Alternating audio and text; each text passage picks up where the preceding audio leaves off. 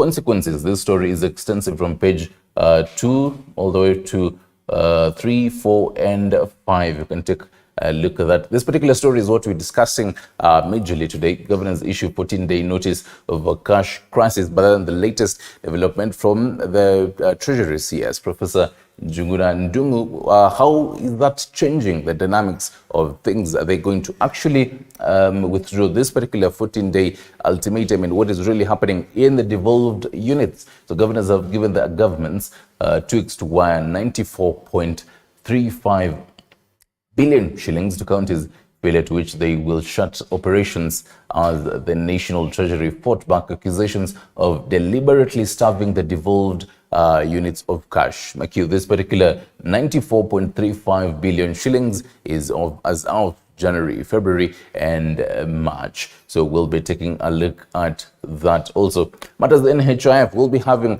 a staff from NHIF this particular morning to discuss this particular matters. Heartbreak for hustlers as Ruto walks back on NHIF promise, even as we talk about matters World Malaria Day. But then NHIF does play a key role on that page 8 of that. Let me just zoom that for you. Going on, this particular story on matters Paul McKenzie extensive from page 2, 3, 4, and 5. You can take a look at that. Also matters religion and how it plays a key role in the country. But then let's shift gears now to something else, and why your electricity costs may not drop anytime soon. So take a look at this particular number here, 70%. The high cost of high fuel oils, HFOs, used by thermal plants contributes 70% of cost of production. So that, high fuel prices, exorbitant taxes, and fluctuations of local currency against dollar to blame. You can take a look at that story on that particular page. And then moving on, let me just zoom into this and move on to the next matters. Politics. Protests, Azimio acting in bad faith, Ruto allies say. So they accuse Raila camp of being insincere by reverting to weekly demos at the expense of dialogue. Yesterday we did see a section of Kenya Kwanza legislators actually give a press statement and condoning and faulting Azimio leaders for actually going back to the streets and actually threatening to go back to the streets. We can take a look at that. This is a particular quote by Bomet Senator Hilary Sigei. So we treat Oparanya's comments as normal political statements aimed at managing their supporters. And definitely matters politics. Will be diving into that with our guest this particular morning. Officials using crisis to line their pockets, says auditor. So Auditor General Nancy Gatungu can take a look at that story also on that particular page. Now matters, matters NHIF also heartbreak for the poor as Ruto walks back on NHIF rules. This happened yesterday at the Kenyatta University Teaching and Referral and Research Hospital, and where the launching and commissioning of the cyberknife matters, fighting cancer basically. Away from matters that Sonko Kabogo embroiled in a legal fight over Singapore farm. This story is on this particular page on Daily Nation. You can take a look at that. The High Court in June last year froze Kiwi Pay's bank accounts with balance totaling 2.3 billion Kenyan shillings. Or at a glance, 340 million shillings. This is the amount of money former Kiambu Governor William Kabogo said to have been paid. 2.3 billion Kenyan shillings, amount of money that is at the center of a legal battle for ownership at Kiwa Pay. And away from that, also matters the CSs. It has been one murky topic over the months now. And Kwame reconstitutes bench to hear petitions on CS's position. So we do wait to see how things will be playing on that. Let's take a look at the Standard now. And the front page, there it is, cult massacre. Let me just zoom out for you so you can take a look at that. Questions abound after more than 70 bodies of cult victims were dug up in graves on land said to belong to Pastor Paul Mackenzie. Is there a recruiting agency? Why didn't the intelligence community smell a rat in spite of too many telltale signs? Did local police look the other way as gullible faithful were lured to their deaths? Is it time to regulate religious activities? Pages 3, 4, 5, and 6. These are pertinent questions that we'll be diving in with the guests this particular morning. A particular quote by President William Ruto, you have that. Why are we seeing, what we are seeing in Shakahola is akin to terrorists. Mackenzie is a terrible terrorist. I have instructed the agencies responsible to get to the bottom of the activities of people who want to use religion to advance weird and unacceptable ideologies. That is a quote by President William Ruto. And one by Interior CS, Professor Kithure Kindiki. The horrendous blight on our conscience must not only to the most severe punishment of the perpetrator of the atrocity, but tighter regulation of every church, mosque, temple, or synagogue going forward. And you do have the number of deaths from Shakahola cult killings so far. Quite sad. 65 bodies buried in graves or cult leaders' land have been exhumed, with many more still missing. And remember, we'll be giving you these particular updates as they develop. And this story is extensive from page, all the way from page 2 to page 6 as well. And you can take a look at the different victims who have been lured into this and just read deeply on the whole reasons as to why. Now, back to matters, fighting cancer. You do have that story there. The latest modern cyberknife machine was acquired by the facility for 675 million shillings. It can attend to 20 patients daily and uses advanced technology to track tumors anywhere in the body. And according to the chair of this particular hospital, Professor Olive Mugende, she said yesterday that it will be operational in 2 weeks' time. So we do wait to see how it will play a key role in fighting cancer in the country. KUP commences process to leave Azimio, join Ruto. This is the Kenya Union Party has initiated the process to exit the Azimio La Umoja One Kenya and join Kenya Kwanza Alliance. It will be quite an interesting, turn of events, even as the bipartisan talks continue. Let's focus on something else now, and the backbone of our conversation this particular morning. Governors threaten to shut down counties. We're quite interested to see how this will happen, shutting down counties. The governors say the 4 months delay to release funds has affected county operations. County chiefs protest Senate vote on the Division of Revenue Bill 2023. We'll be diving into that, so stick around for that conversation. Now matters, Wetangula calls on Pan-African Parliament to cut trade barriers. Speaker urged legislators to boost inter-trade and embrace issues of climate change, and he also wants legislative body to prioritize the promotion of human rights and democracy in Africa. Real quick, let me take a look at what People Daily is saying. All right, let me.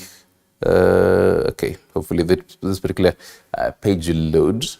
Matters technology here. Okay. All right, let's focus on something else as we get into People Daily later on. Now, President William Ruto has finally broken his silence on the Shakahola cult, horror terming the cult's leader a terrorist. This as homicide detectives have exhumed 26 more bodies in Shakahola, Kilifi County, bringing the number of those dead to 7. 29 people have been rescued so far. Inspector General of Police Japhet Koome says a post-mortem will be done in all the bodies to ascertain the cause of death. President William Ruto has equated controversial preacher Paul Mackenzie to a terrorist and wants him to be brought to book. At the same time, hinting on the need to regulate religious organizations. There is no difference between Mr. Mackenzie, who pretends and postures as a pastor when in fact he is a terrible criminal. Terrorists use religion to advance their heinous acts. People like Mr. Mackenzie are using religion to do exactly the same thing. I want to say that the government of Kenya and I have instructed the agencies responsible to take up the matter and to get to the root cause and to the bottom of the activities of religious or people who want to use religion to advance weird, unacceptable ideology in the Republic of Kenya that is causing unnecessary loss of life. Any religious group that preaches against the tenets of the Constitution, any religious institution that teaches against seeking medical attention or going to school, those responsible should be prosecuted. Those institutions and those religious institutions should be closed down because they are working against the collective interest of the people of Kenya. Let me say, for the avoidance of doubt, that people like Mackenzie and all other terrorists and criminals do not belong to any religion. They belong to jail, and that is where they should be. For families with missing loved ones, news from Shakahola village in Kilifi County has been shocking. They have been camping at the forest which has been marked as a scene of crime, some trying to call and text their loved ones. The body count is now at 73, after 26 more bodies were exhumed on Monday in the 800 acres farm. By yesterday, 47. Today we have exhumed. We are just about to remove 11 other bodies. This is continuous operation. And we have talked about the rescuing. This is expansive parts of land. So actually we are in two teams. There are those exhuming and another team out there rescuing those who could be alive. And that's why, remember, I started by telling you we have already rescued 29. It's ongoing operation. We believe there are more sites. We believe there are more sites. And that's why I like to thank the officers and the teams here. The patriotism, the commitment I've seen in them is indeed encouraging. So we are ready to go all the way until we rescue any person who could be out there starving himself because he was told by this person, criminal, to starve himself or herself. So effort will be put to rescue everybody here and also exhume up to the last body. The Inspector General of Police says a post-mortem exercise will be done on all the bodies to determine the cause of death. All these bodies we have exhumed here, post-mortem will be done. We also collect samples from the graves. And you've seen mass graves. We are collecting samples. Those who will go, those soil samples will go through various tests. We want to identify whether there was any poisoning. Also, out of the postmortem, we shall be able to tell how did this person die. Was there suffocation? Was any other method used? Was murder committed? So, in-depth investigations will be carried out. And I've stated, anybody found culpable for whatever offense will carry his own cross. National Police Service, and this year I will tell you, we are doing, there's something we shall have to do, DNA. DNA, somebody has said, my family member is missing, right? So we are going to get the samples from these bodies and those making those allegations, right? Then out of DNA, out of science, we shall be able to tell. Of because matching, we shall be able to, but it's thorough investigations. It's a matter you cannot rush to, but it's being done professionally, carefully, right? Because we must do the right thing. There's no problem. It was not all gloom, however, for everyone. Joyce Makori from Kisii County is a happy woman. This is after she was able to find her husband, a follower of Paul Mackenzie of the Good News International Church. Her husband left their home in October last year. Utafuta bwana wangu alikuchapa mwezi wa 10 tarehe 12. Akaniambia ameenda Jerusalem kwa Mackenzie kutafuta Yesu. Changwani. Endelea. Changwani. Sasa nimemtafuta lakini nimempata. Sote Mmekuaje? Mmempata akiwa hali gani? Aliko sawa, alikuwa anatoka Kisiagi, amenomena na unga, aende kubika msituni akule huko mwezi wa 6 ngojea Yesu ndiye aende. Wewe unajisikiaje? Mimi niko sawa, nafurahia kwa sababu nimempata, kwa sababu watu wako wananiambia niwapee kijana yao. Lakini nimefurahia, nimempata. For Stephen Mwaniki, it is still a matter of praying and hoping that he will find his relatives safe and sound. He traveled from Kitui County after receiving horrific news from the now infamous Shakahola village in Kilifi County. Nimetoka huko ni kwa ajili ya kuja kutafuta ndugu yangu na sister yangu na mjukuu wangu. Wale wametoka Nairobi wakasema wanaenda mission. Na hiyo mission walikuja handi hapa Malindi na walienda kwa hiyo kanisa Mackenzie.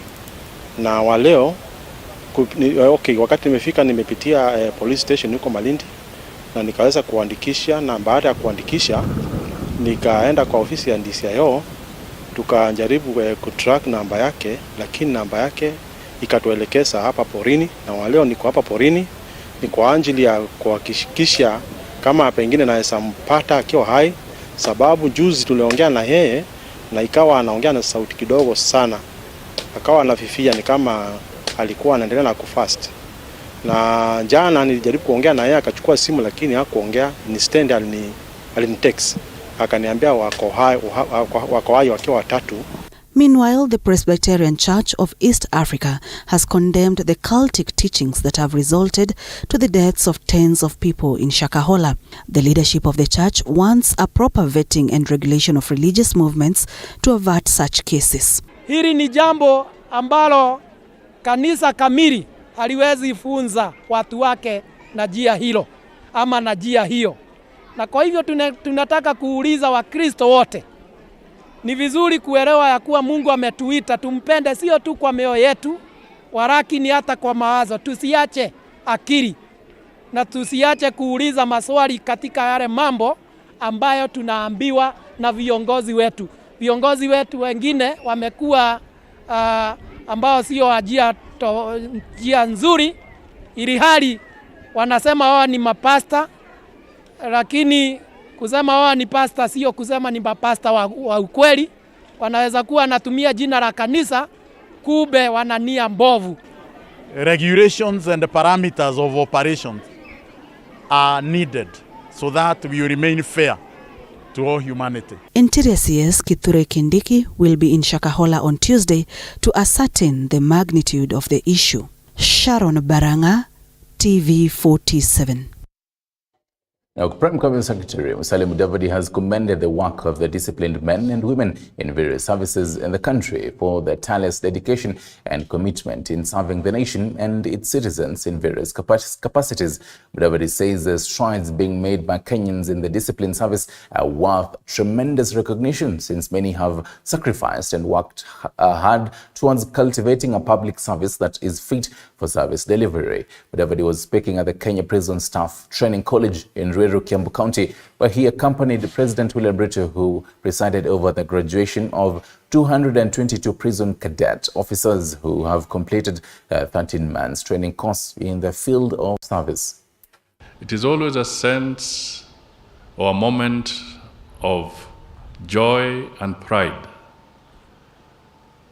to Kenyans and to our nation when we see disciplined men and women marching by and taking the oath committing to serve this country and yourself as they have done today. Our disciplined forces, our men and women in uniform, have been a beacon of hope that this country is stable, shall remain stable, and is a country that shall observe the rule of law.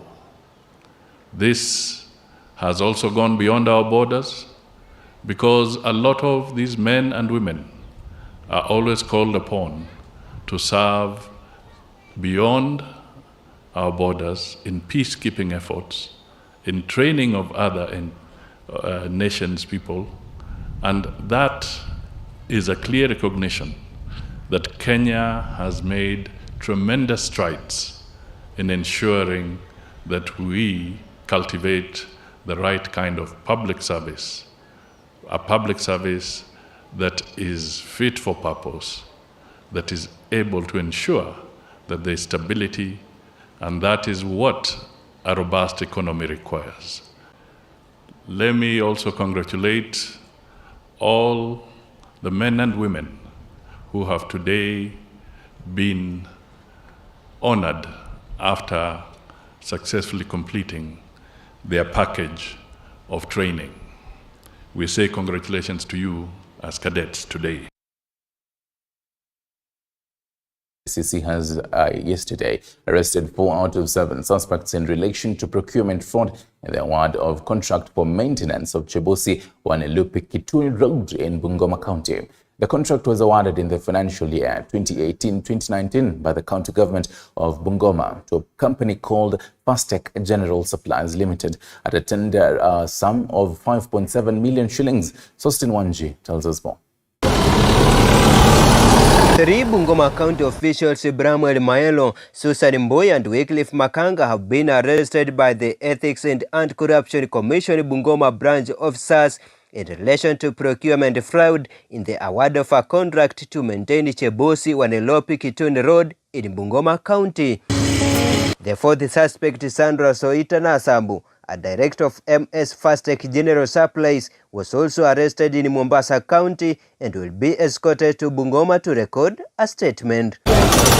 The contract was awarded in the financial year 2018-2019 by the county government of Bungoma to a company called Fastech General Supplies Limited at a tender sum of 5.7 million shillings. The suspects who were arrested in Bungoma were held at ESCC Bungoma Regional Office before they were processed and later detained at Bungoma Police Station until tomorrow, when they will be arraigned before the Anti-Corruption Court in Bungoma. The commission has directed the 3 remaining suspects, Eric Papa Makoha, a work officer at the county, Wafula Wakoli Chestiti, who is the director of Fastech General Supplies Limited, and George Bifan, an employee of Fastech General Supplies, to immediately present themselves to ESCC Bungoma office. Eric Ngumbi, mkuu wa mawasiliano katika tume ya ESCC. Kuna washukiwa 3 ambao ESCC bado haijawapata.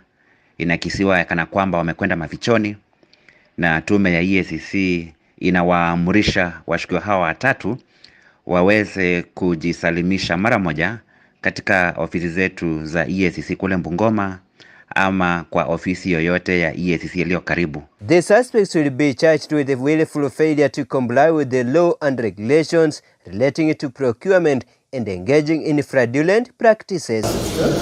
Wanji Sostin, TV47, Bungoma. And to matters health, and President William Ruto has commissioned the CyberKnife, a state-of-the-art non-invasive treatment center at Kenyatta University Teaching and Referral Hospital.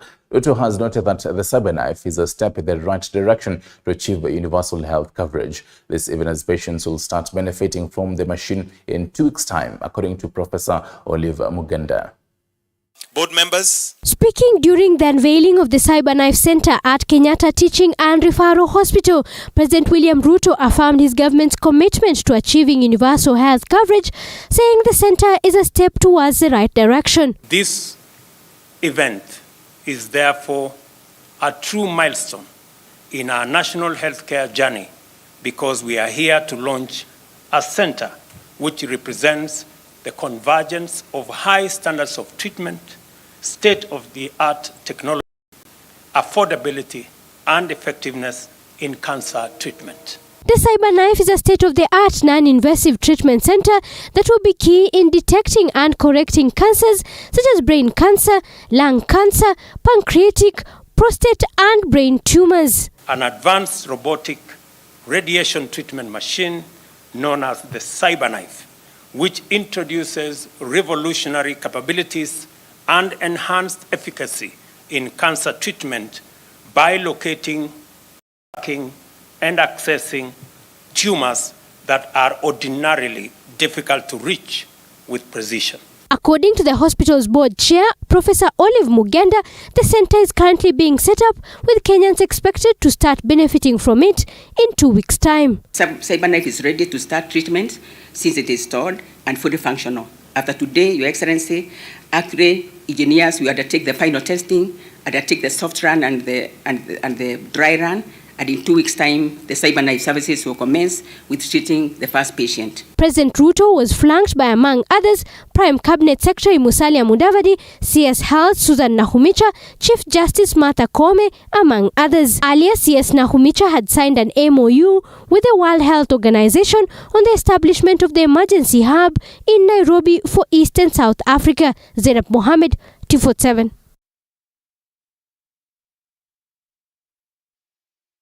I from that, the simmering land compensation row between residents of Budalangi constituency and Law Nzoia project management has attracted the attention of elected leaders in the constituency who are now demanding immediate payments. Our reporter Ronnie Regan with the details.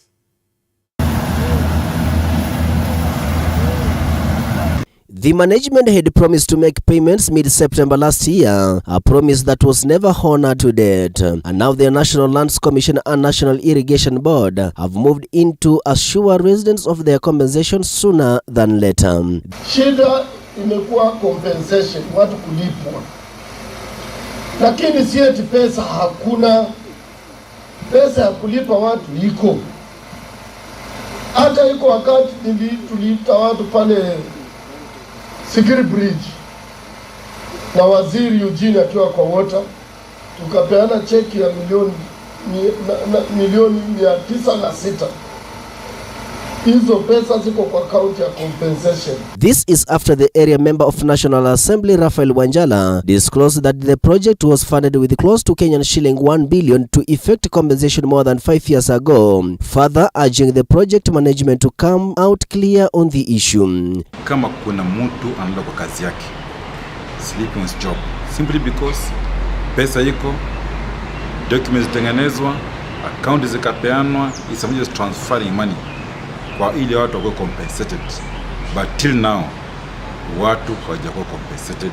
His sentiment was echoed by Bunyala Central Ward Member of County Assembly of Busia John Alfred Omumi and his counterpart Stephen Onyango Nasiagi of Bunyala South Ward, who accused the management of dilly-dallying with the payments, even after every required process was successfully completed 8 months ago, and called on President William Ruto to intervene. Even last year, a team came, Law Nzoia, it was somewhere in August, and they promised the wananchi kwamba they could compensate them in less than 2 weeks.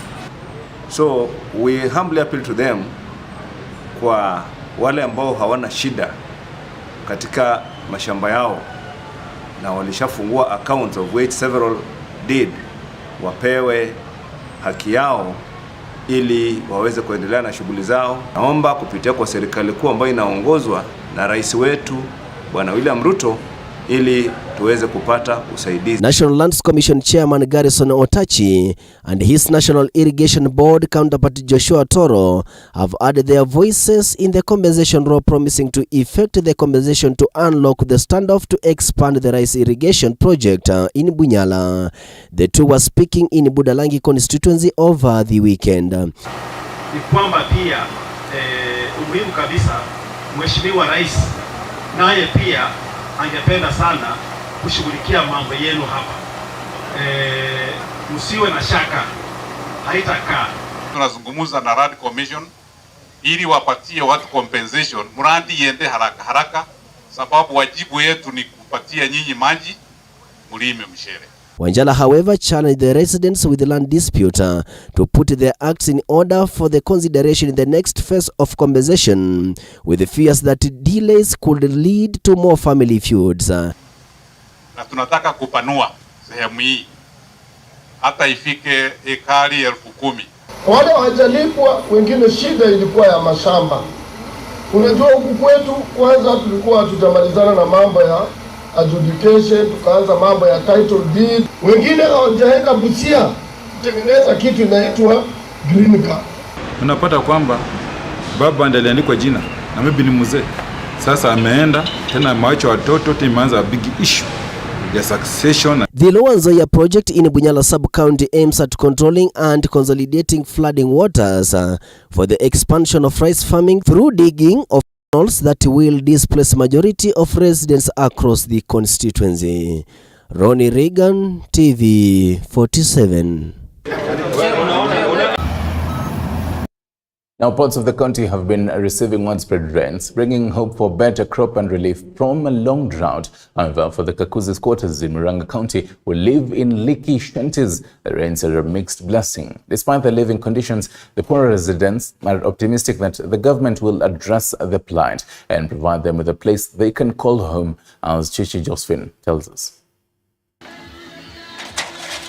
David Musao, who lives in a wooden shack covered with polythene papers with rusted corrugated iron sheets, has defied the ongoing rains that give him sleepless nights as he has to squeeze himself at a corner of his almost falling house. Wakati ya mvua ikinyesha, maji inatoka na juu na inaingia kwa nyumba, alafu kama mimi nalala kwa hii katanda kangu nasikia sahani inabanya juu kolo kolo kolo.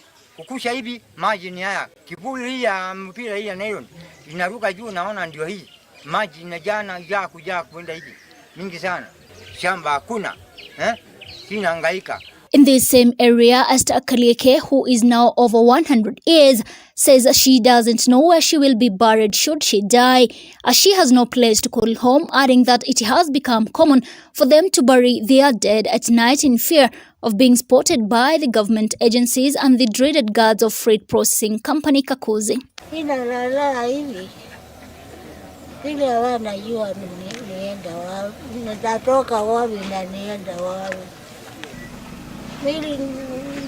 Babangu haiko, mamangu haiko, ni hakuna mtu wa kunichunga, ninachungwa ni Mungu.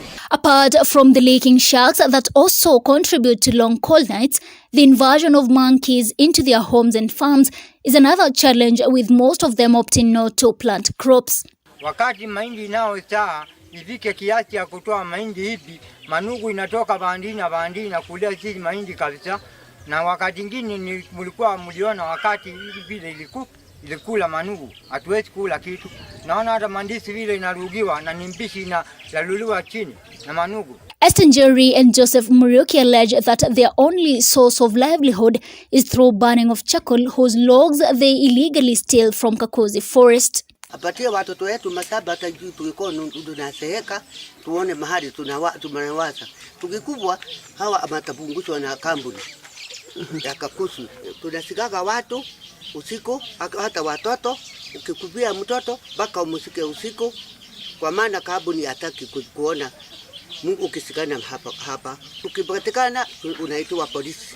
Hiyo sisi tuko nayo, tunajuanga anytime tunaweza kufukuzwa mahali hapa. Watu wengine wakifukuzwa mahali hapa hawajui mahali wanasaenda. Ingine ya tatu ni kuwa hawa watu wa Kinyangi hawana kazi. Ile kazi wanafanyanga tu, wanakulanga makaa. Na kukula makaa, hii Kakuzi imewasuia, saa ingine hawatangi njia ya vile wanaweza kujisaidia. But their diminishing hope got a boost when a meeting organized and led by their chairman Muregi Njogo and attended by government officials assured them that the government was in the process of allocating them land. Watu wa Kakuzi location ni watu watulivu. Hao ndio walichagua serikali ya hasara, na hiyo serikali ya hasara imeanza kutoa dalili ya kuwasaidia. Yenye ningetaka kuongezea kwamba kampuni ya Kakuzi, sababu hata Dero Monte walitoa samba wakapatia watu wa Kandara resident. Pia kampuni ya Kakuzi ifanye heshima yake itoe shamba ingine iongezee hii. Addressing these quotas, Murigi said the government ought to speed up the process of surveying to evacuate the squatters who are facing so many challenges. Ile kitu inafanya maendeleo ya Kinyangi ikose kuendelea kwa sababu ya cheti. Kwa hivyo wakazi wa Kinyangi sio wengi sana, tunawajua. Wanafaa wasaidiwe wakuwe na cheti chao, at least waweze kujenga mzuri. Josephine, TV47. Mambo iweze kutendeka vizuri. The Council of Governors has issued a 14 days ultimatum to the National Treasury to disburse county funds, failure to which there will be a shutdown.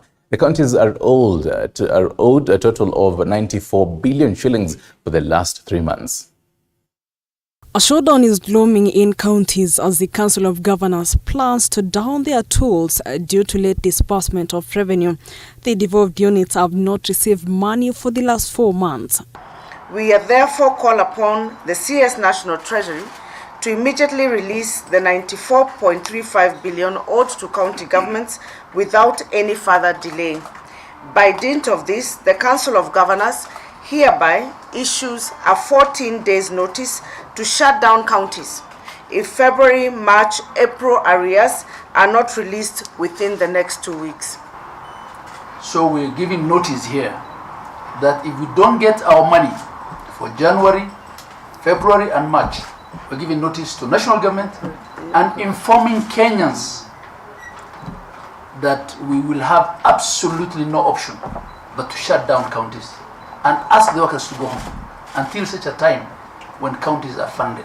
According to the COG Chair Governor Anne Waiguru, the 4-month delay is unusual in the history of devolution and contradicts the goals of the conference between President William Ruto and the governors that was conducted in Naivasha. They are now calling upon the National Treasury Cabinet Secretary to immediately release the 94.35 billion shillings owed to county government without any further delay.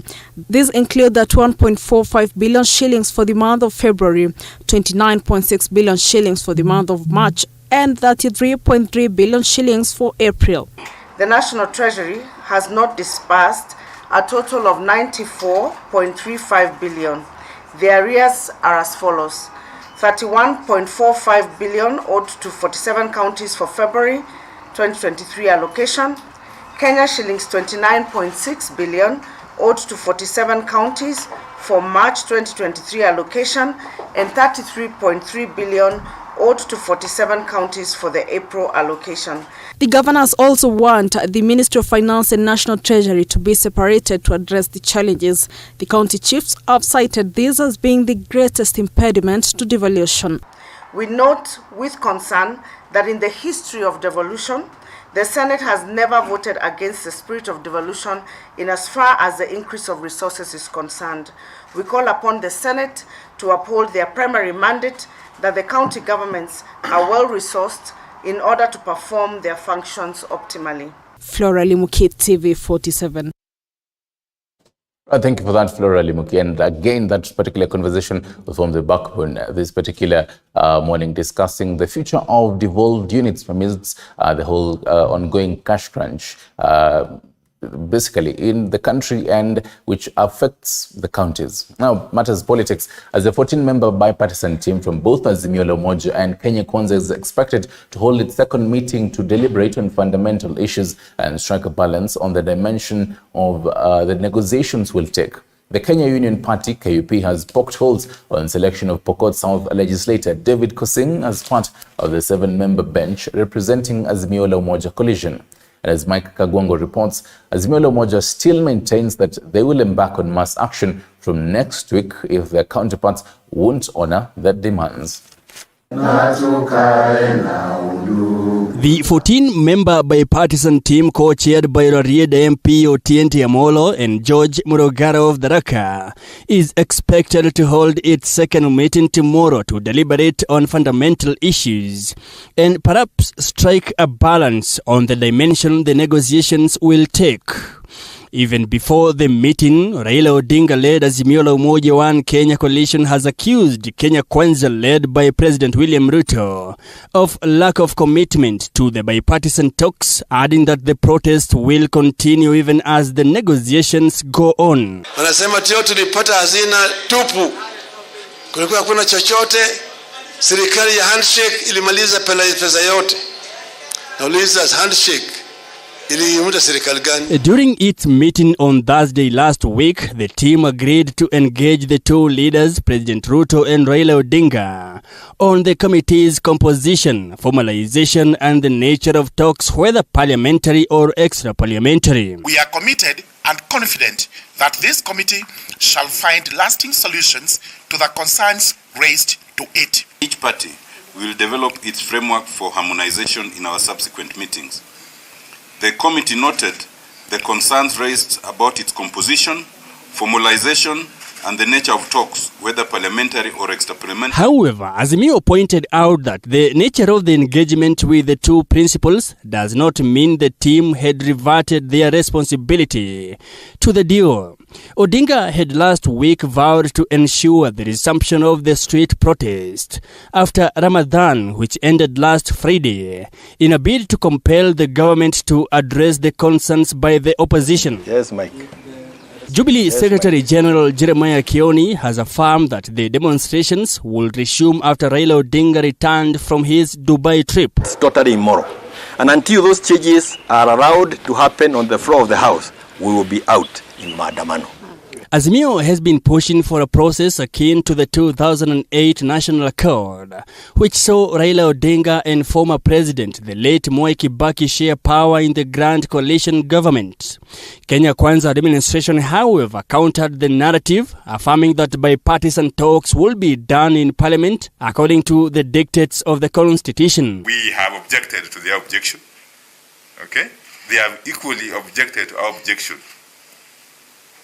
And therefore, to be frank enough, that amounts to a stalemate. We have remained and we remain open ourselves together with our party leaders for escalation of such issues that they may find need further resolution upwards. Azimio is represented by Senators Ledama Olekina, Edwin Sifuna, Enoch Wampoa, and National Assembly leaders Amina Muyanzi, Millie Odhiambo, David Pkosing, and Otiende Amolo.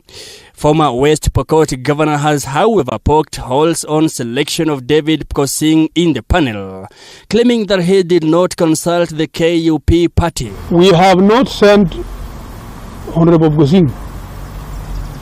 Nobody has endorsed him to join that bipartisan. Maybe he delivered himself there. We are not party to that. All IBC servers are kept in the IBC office.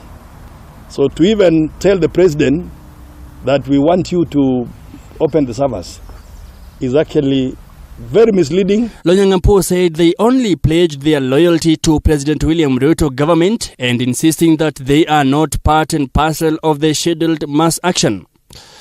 Mike, Kagwongo TV 47, Nairobi.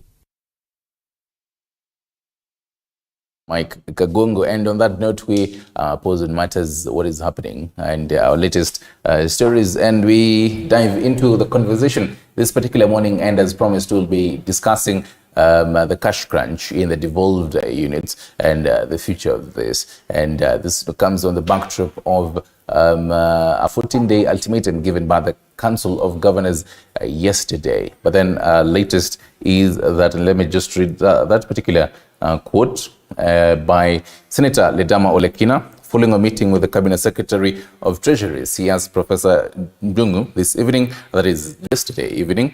The Treasury has committed to release county government's share of national revenue for the month of February disbursement before Friday this week, while the March and April disbursement, let me just get that right, it is quote unquote, but then you can take a look at that particular tweet by Senator Ledama Olekina. And real quick, let me introduce the guest this particular morning, and Regalo. Very good morning to you, political analyst, and Benji Ndolo, political strategist. Good morning, gentlemen. Morning, Dan. I hope you know your week is going on so far. Well. Very good. Yep. No, not a hitch, but slow. But that's normal. I'm inspired. Congratulations on your new venue. Thank you very much. It's my first time here. I love it. Okay. Yeah, absolutely. All right. Yeah, forward ever. You must always try. Get up and keep pushing. Indeed. And try. Yeah. So congratulations to you and the entire staff and chairman and everybody. Wonderful place. Right. Rogale, let me start with you for the next 30 minutes or so as we discuss matters the devolved units. First and foremost, how did we reach here, according to you, to a point where, for the first time in history, counties, are owed, quite a lot of money? Thank you, my brother. It's not the first time in history, and I would want to tell you that this is just political distractions. There's nothing big here. One, the counties are threatening to go on strike. I don't know which Mandamano Waiguru is preparing, because Waiguru should actually be hugging and holding Ruto by the waist. Right now, they're telling us, holding each other by the waist is not going to happen. So this is political distractions. There's nothing here. I remember, and I can show you in May 19th, 2021, Wambora, the then Governor Embu, threatened the same thing, and I can read, that is a newspaper news standard, counties to shut down if Treasury does not release 1 or 2 billion, warns Martin Wambora. That was last year.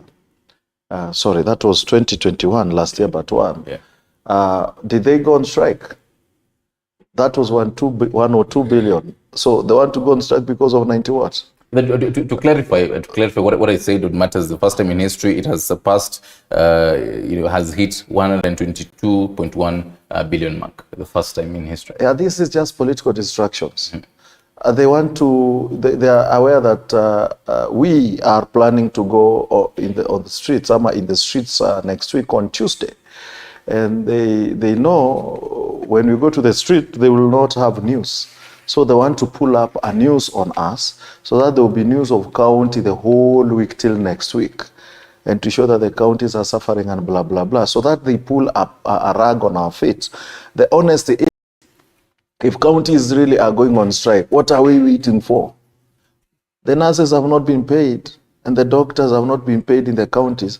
Actually, the health sector is on strike, on a go-slow. Who is most important to be paid right now? Is it the CSS or giving a CAS who are already working against the law, because the law, we are in court, they're not supposed to be working. And you could see yesterday a CS having a photo with the president in Ruiru. What was he doing there if he's not working? That's a question. So if they want to go on strike, that they should not even tell us. They're actually also collecting funds. What are they doing with the funds they've been collecting ever since? So do you feel like the concerns aren't as they're putting it? It's not even important to us. They should not even tell us. Waiguru herself brought us this problem you're having right now. Why should she tell us she's taking us on strike? Who brought us the Ruto government? Was she not the one? Who is the Council of Governor chair? Is she not the one part of the problem? So she should be striking in her own house, not strike telling us she's going to take us on strike. We are going to correct these things, and we are trying to correct these things by going to the street, because we cannot even talk. We want to go to the street to make sure things can work from the street. Right. Her, if she wants to go to strike, let her come, let her organize her own day of Mandamano, then she leads her own Mandamano in UDA. Not to tell us anything about Mandamano and striking. I mean, it's not the first time, her telling us what we call in Kikuyu menyonyo. Menyonyo is just telling us nothing, just making noise. Right, and Dolo, do you agree on matters what he's saying, that what is happening in the counties of what the Council of Governors are projecting isn't as genuine as they're putting it? This comes from the backdrop of most governors are saying that the services are, crippling. In Kiambu County last week, the MCAs were, lamenting that there's some ECs who have resigned so far. Again, thanks, Stan, and good morning.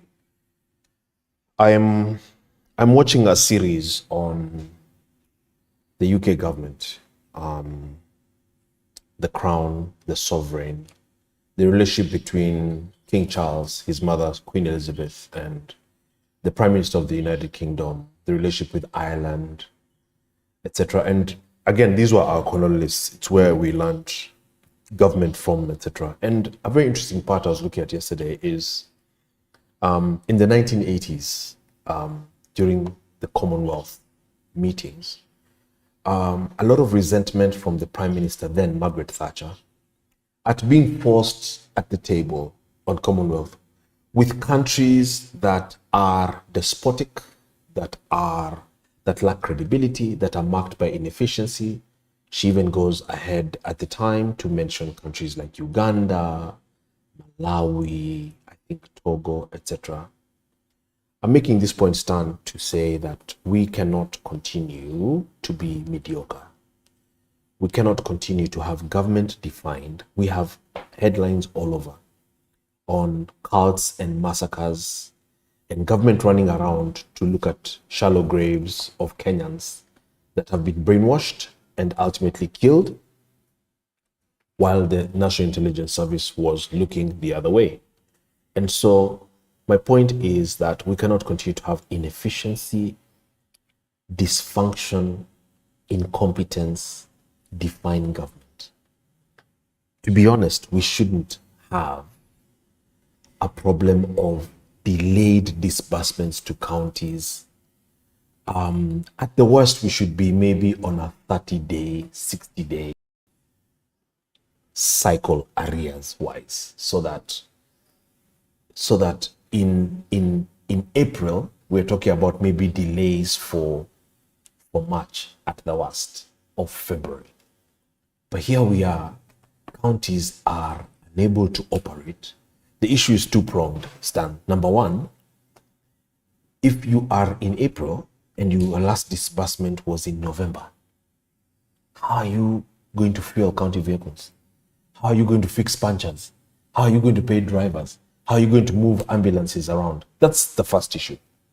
The second issue, though, Stan, however, is let's play devil's advocate and say, for idealistic purposes, that disbursements were coming on time. So disbursements come on time, but then what do you have in the counties? You have massive looting. So the issue is two-pronged. Yeah. Here you have inefficiencies caused by delays, caused by the kind of looting we saw that has caused this kind of budget deficit where the country is literally broke and struggling. That's number one. But then number two, even if we fix that, you then have a problem where, let's say I come in and I'm a more efficient leader, etc., and I'm now dispersing monies in the right fashion on a timely basis. You now have counties waiting for this money to loot, putting up all manner of dubious structures and dubious transactions and largesse.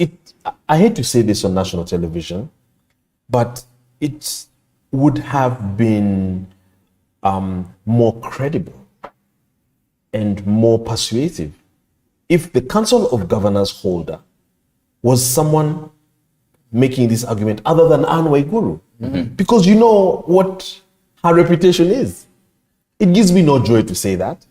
And this is where we are as a country. We have, right now as we speak, we have high school kids and college guys watching this show, not for entertainment. You know, I run my own show, by the way, and I have people that watch and ask questions and write mail, etc. And it really puts me in such a frustrating position to mentor and school and coach young kids who feel hopeless. That's why they're joining these cults, Stanley, because they feel that the only way to make it in Kenya is to be a looter, to be a liar. A grabber. Here we are, to be a grabber. Here we are on all these discussions about rigging, about theft, etc. So again, from a leadership and integrity perspective, it would really behoove and stand better for the country if we have more credible voices of integrity that actually bring issues to the table and say, this is how we need to run counties, this is how we need to run national government, this is how we need to manage national debt, this is how we need to handle the jobs crisis, this is how we need to provide to ensure food security. But sometimes you can't do that if the person talking about delayed disbursements is themselves a looter. So, you know, it's like saying, you know, let's have an ex-Mungiki guy or whatever running DCI. So now then he's I mean, there's a lot of mismatch between what needs to happen, what you call signaling, what you call optics. What I basically hear from you is the accountability of the devolved units since they were actually launched, and accountability is key. Yeah, and accountability is key. Right. Let's take a short break, gentlemen. When we come back, I want us to now pedal back since devolution picked up. This particular maybe even as former President Uhuru Kenyatta begin with it as the president, and how we have come so far as a country. Stick from Uhuru, by the way. Stick around for that particular conversation. You're watching Morning Cafe.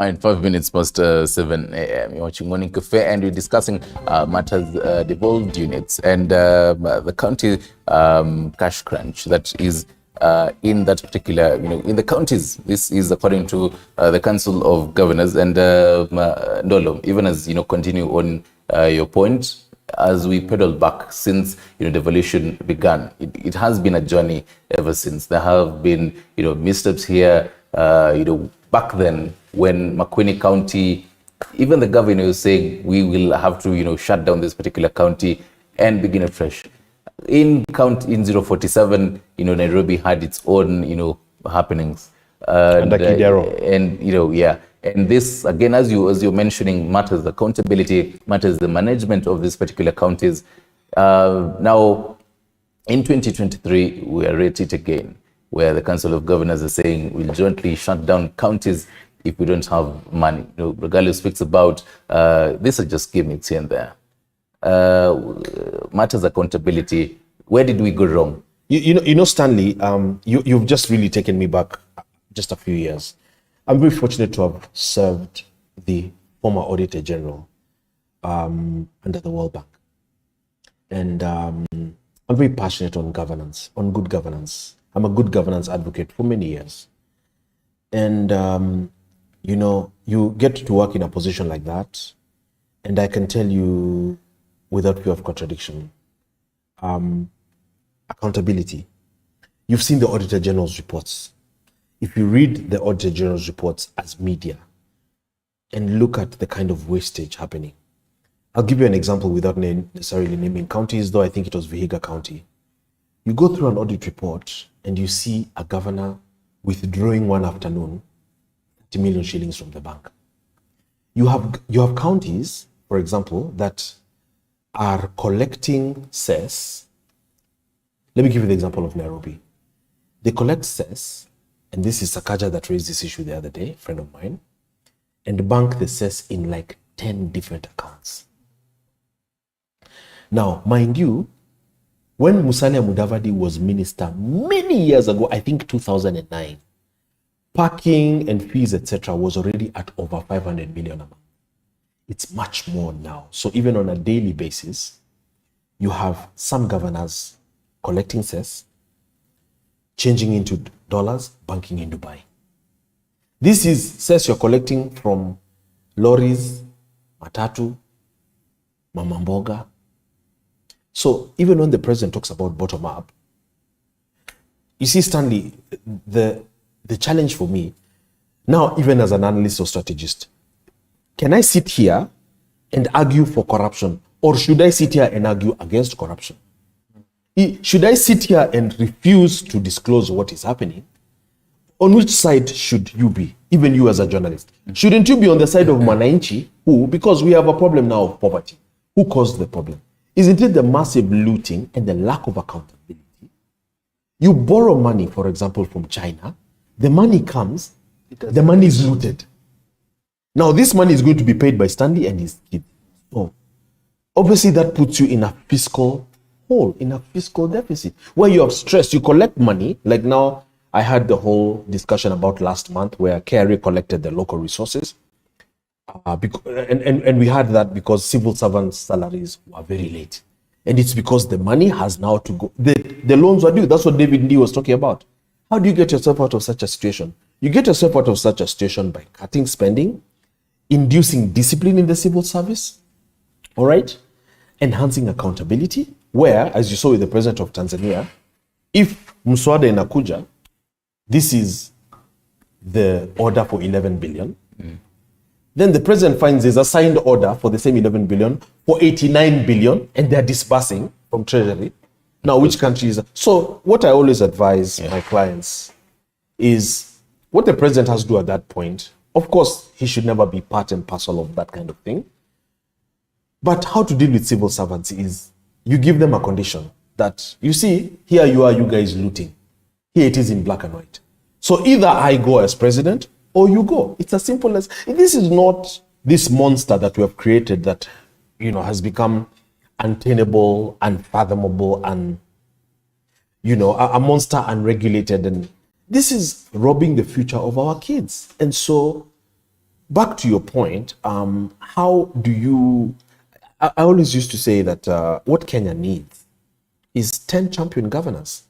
Kivutha Kibwana, who is not perfect, but who's a great guy. And by the way, his county is one of the counties the World Bank always looks to, for example, on, you know, on management of county public service, implementation of the CIDP. And Makueni itself had a whole turnaround after, you know. But prior to that, the governor almost got shot dead. They exchanged fire at a meeting over resources, and he was hospitalized. And he asked President Uhuru to dissolve the county. For his own reasons, President Uhuru refused. I mean, so this is the kind of background that is traumatizing. The kind of things I'm talking about here. You know, you ask yourself, Stanley, what is the American dream? A lot of people watching this show are thinking, the American dream is if I can get to be a governor or work with a governor and I can withdraw 30 million shillings of public money and go to build myself a house. But, you know, this is not the way to go. If you want a sustainable country, if you want a country, a stable country with a future. And that's why we have people on the streets. The reason Raila gets also all these crowds is not for any other reason other than the fact that he is providing, even if it is a false hope or whatever kind of hope, for a lot of jobless youth who are disaffected, who are disenchanted, who are, you know, unemployed and exploited, and they want to channel their disaffection and anger somewhere. And for how long can we continue like this? Is it sustainable? Regalo, you know, even as you're picking up from where he's asking, it actually pains me to have this. Is this sustainable? So far, this mistake that devolved units have piled up, and how is the future looking? I mean, if so far, right now we're here, how will we be in the devolution journey 5 years from now? Devolution is actually 10 years old now. Yeah. It's actually going to 11, 12 years. And it shouldn't be said that it is a kid anymore. A 10-year-old kid can eat githeri. That is not a kid anymore. Someone who can grind githeri in the stomach, the alimentary canal is such strong, is not a kid anymore. The problem and the big problem started with the national government. They refused to devolve all devolvable units till today. And I would ask a question. Why are they still holding some devolved units? They gave out health. Then they were not able to manage health. And as Benji says, we are not here to support anything that is wrong. When you go to county governments, Kiambu, Muranga, and everywhere, you'll find employment, how it's done. Since it is a tribal county, you'll find the majority being employed are a tribal unit. You'll find Siaya County, kunaongelewa tu Kijaluo. From the gate all the way to the governor's office, Icheunadi, nango bwana. When you go to Machakos County, wacha everywhere until to the governor's office. That is the counties we have. First, we devolved tribal units. And we were still going to devolve because I saw another newsletter came out that we should get Kuria County, Marawat County, which I say is no. Actually, we should reduce these counties to 11. Ever since, and as a member of BBI, I was against 47.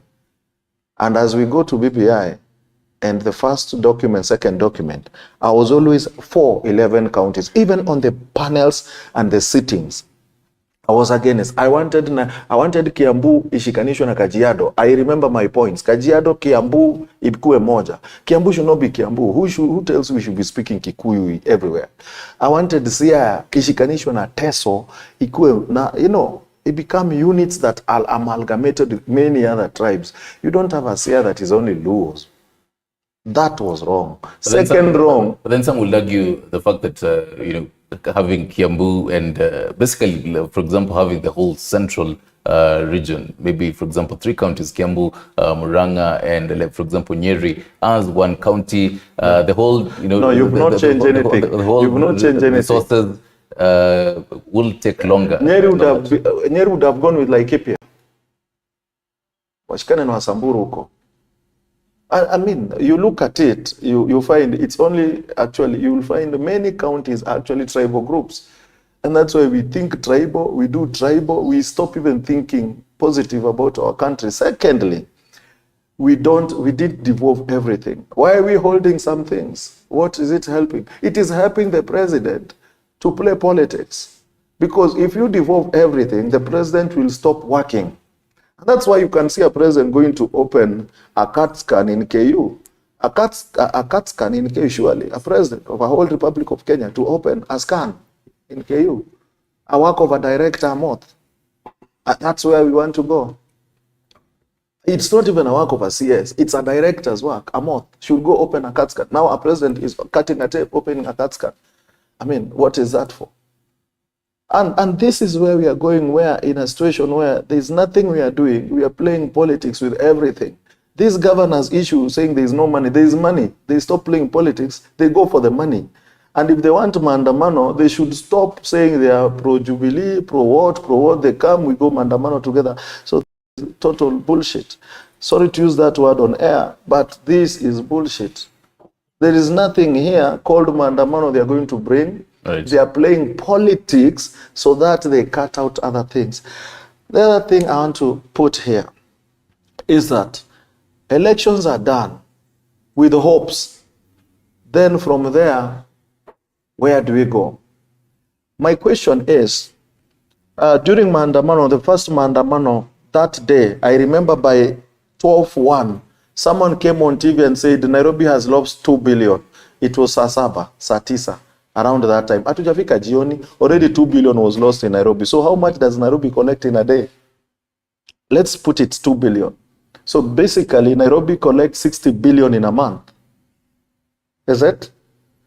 So if 60 billion in a month, how do you... Quote unquote using those particular... Yes, how do they use that 60 billion? Then how is it that Nairobi is in debt? Nairobi County as a county is in debt. To what? To the national government. Actually, Nairobi should be giving national government money. How? Kajiado is in, Narok County. You find Narok is in debt. How? The only county in Kenya that collects more dollar than any other county, maybe Mombasa. Reason being, tourism is there. And all the dollars are there. And this they collect first before it goes anywhere else. And that's why the national government will not want to devolve some unit, because some county will become richer and wealthier than others. Which is important. If that county is wealthier and richer, I'll put it like America. They will pay differently from other states. The way America, they are not paid the same. It depends which state you are, Benji. It depends which state are you working in. So if you work in Mississippi and someone is in California, in New York, it's different. In New York, it's different. So if I was to work in Narok right now looks dry. And if Narok is richer and can pay well to a medic, man, I'll go to Narok, and Narok will expand better, and Nairobi will automatically, the pressure of Nairobi ghettos and what have you will reduce. That is not what the national government wants. The people who drew the thoughts of devolution was very important. Okay. But in Anyongo, because the national government don't want these units to do their own things. Eric, let me just underscore his point with in one sentence. Right. Do you know how Nairobi collects all this money? I arrived here around 6 a.m. this morning. Okay, here at studio. Okay. By the time I arrived, somebody opened the gate. They were already in uniform working. Somebody else received me, gave me coffee. There are producers, camera people here, etc. already working, because that is how Kenyans work. They don't sleep. Their interns even work for free. So what the government then does is predatory mentality where, okay, Kenyans are going to work very hard, and we're going to loot. It takes us back to the question of accountability. What this country is lacking is just the ethos of good governance. Account is too dependable on the national treasury. And even as you get to that, yesterday the COG was saying that it should never be mandatory for counties to submit list of taxes, fees and levies to the CS treasury, because they feel like there is a ploy to micromanage devolved units. That's such a good question. Counties shouldn't be too dependable, because counties as entities must also have revenue generating activities. Yes. That is only logical and normal. Countries must also invest in their own. Why? For two reasons. Number one, not only does it generate resources for the county to be ideally self-sufficient, it also creates jobs. I don't understand why we don't have this discussion on jobs everywhere. I mean, counties are not even showing and justifying their time in office by saying, I came in and found the county like this, but this is what I've done to create jobs. Jobs, meaningful jobs, so that our people also live meaningful lives. All right? That's number one. Number two, it is very important that the counties are now not subjugated under the national government by being beggars at the national treasury. So that now the country is hamstrung, and until the CS you know, maybe out of his own kindness or goodwill, does something, the governor is completely stuck. So that in itself is also not useful for devolution, for the spirit of devolution, and for the structure of devolution to work the way it's supposed to. Therefore, again, you must not have a situation where the county is too dependent. And lastly, as we saw with the whole fiasco between the controller of budget, the lady who was giving us all these inside stories of how Uhuru operated by saying, I want this money, I want this, etc. The lady working with the former CS Ukuri Atani. Corruption again. You know, corruption comes in many forms, Stanley. Just theft. What countries have been is they list and say, these are our bills. We owe TV47, we owe so and so, we owe Eric, we have not paid analyst $1, etc., etc. When they get the money, they pay Eric's wife, Stan's girlfriend, etc. You know, that kind of, so the pending bills continues to swell. Yes. Because you're not paying, I mean, how basic, how will you grow an economy, Stanley, if you come in as a governor, you have a scope of work, things to be done, you need tarmac, you need graded roads, etc., etc. So all these guys come, I award them, then I refuse to pay them. That's what happened in Machakos. So people are borrowing money from banks, you're facing auctioneers, you've already carpeted my road, I'm using the same road, I've inspected the same road, the money comes, I build a hotel for my girlfriend. Where on earth is that acceptable? Which actually reminds me, even, you know, then they'll call and tell you attacking me on TV.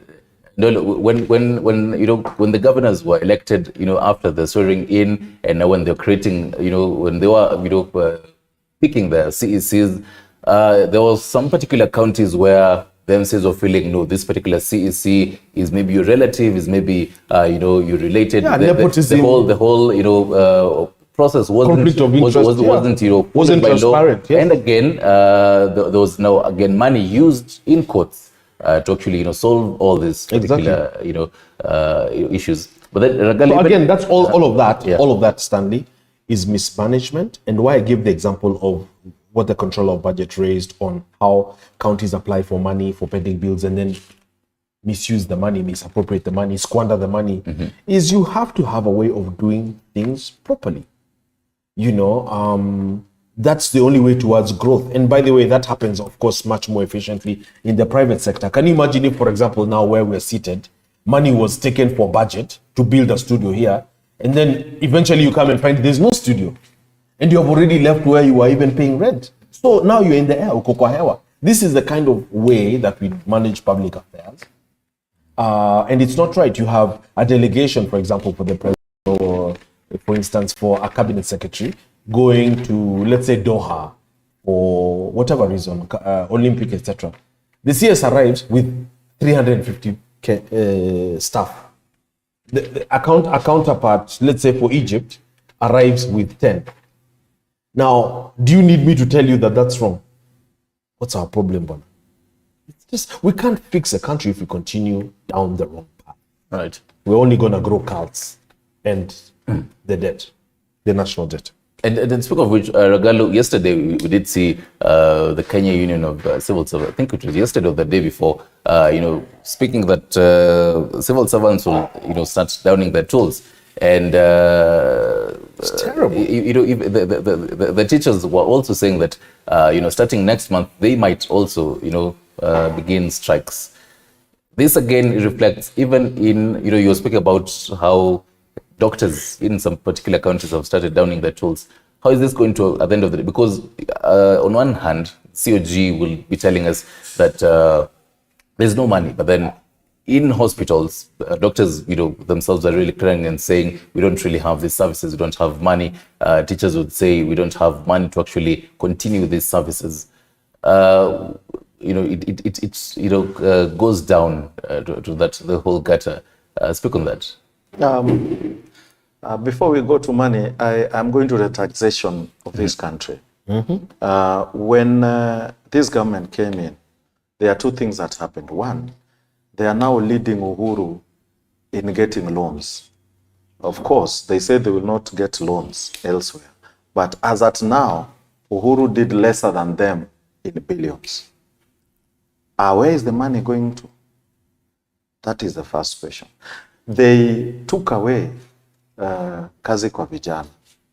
They took away many other deductions that were happening under Uhuru. The oil subsidy, maize subsidy, and many other subsidies. Where is the money going? I'm asking a question. If all this money were being saved, and we were told we are going to be a savings nation, believe you me, it's wrong to even use the word savings nation, because when you save, you don't, Benji, when you're saving money, you don't use money, you just keep it there. So you are a poor nation. You are supposed to be an investing nation. You get that money, invest it, not saving that money. In the name of being a savings nation, we were told that NSSF is going to be charged higher. So that, I mean, we save, so that by the time you're retiring, because you will die before you will not die until your retirement reach. So the probability of you reaching retirement is there. So they'll save your money for you, so you can't get it.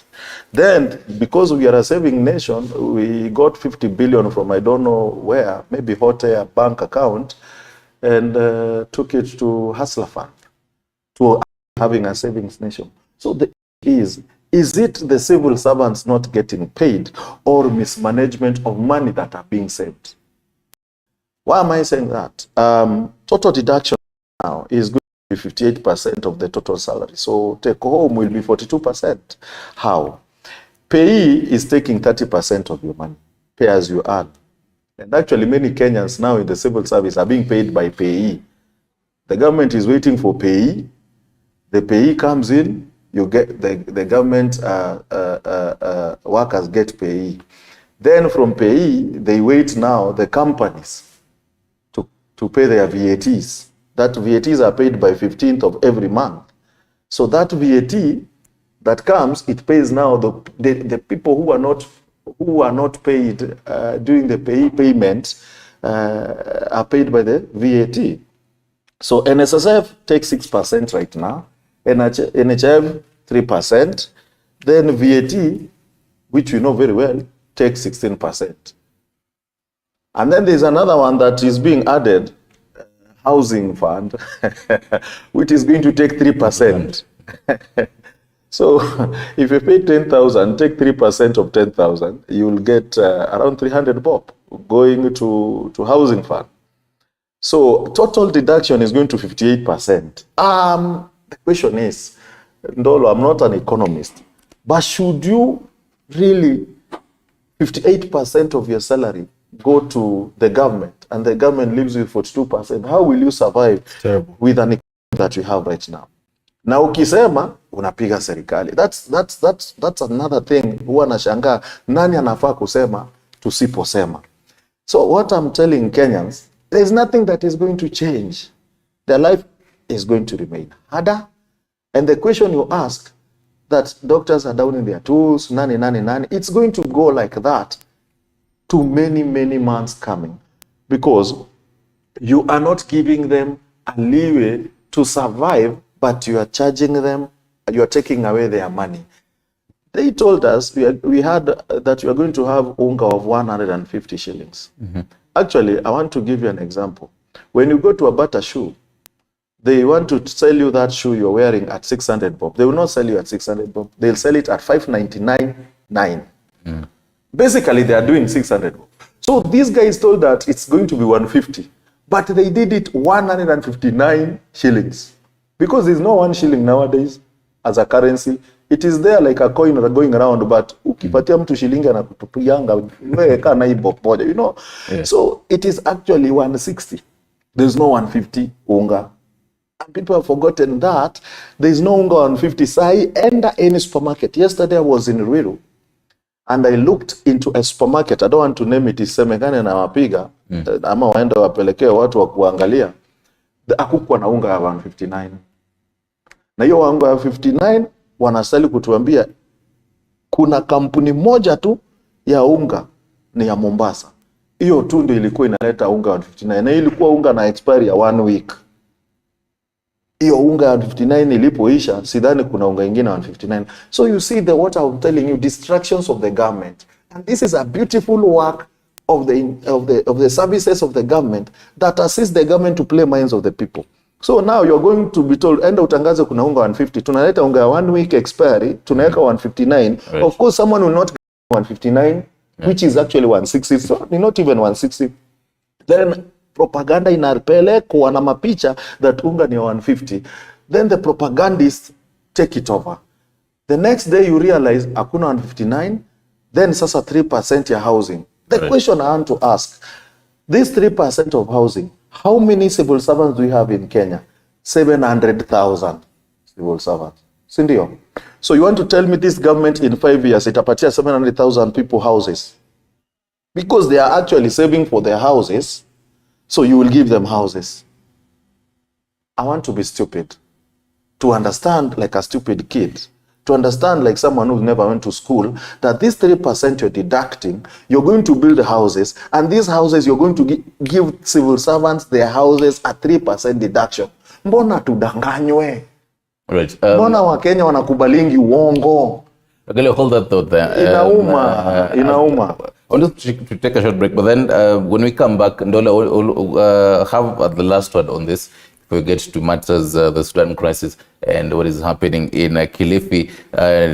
To basically discuss, should we be having a review of the PFMA Act, basically as requested by the COG. You're watching Morning Cafe. We will be right back.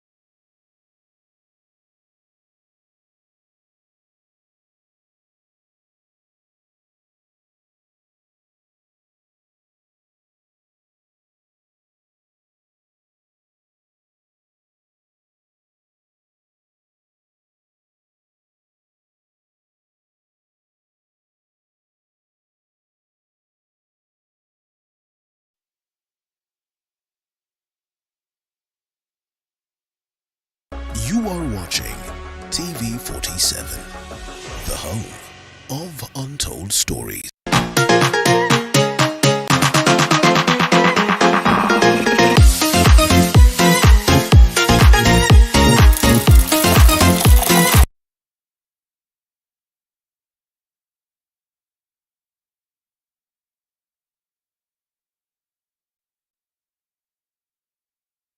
Monday from 11 a.m. We are in your living room.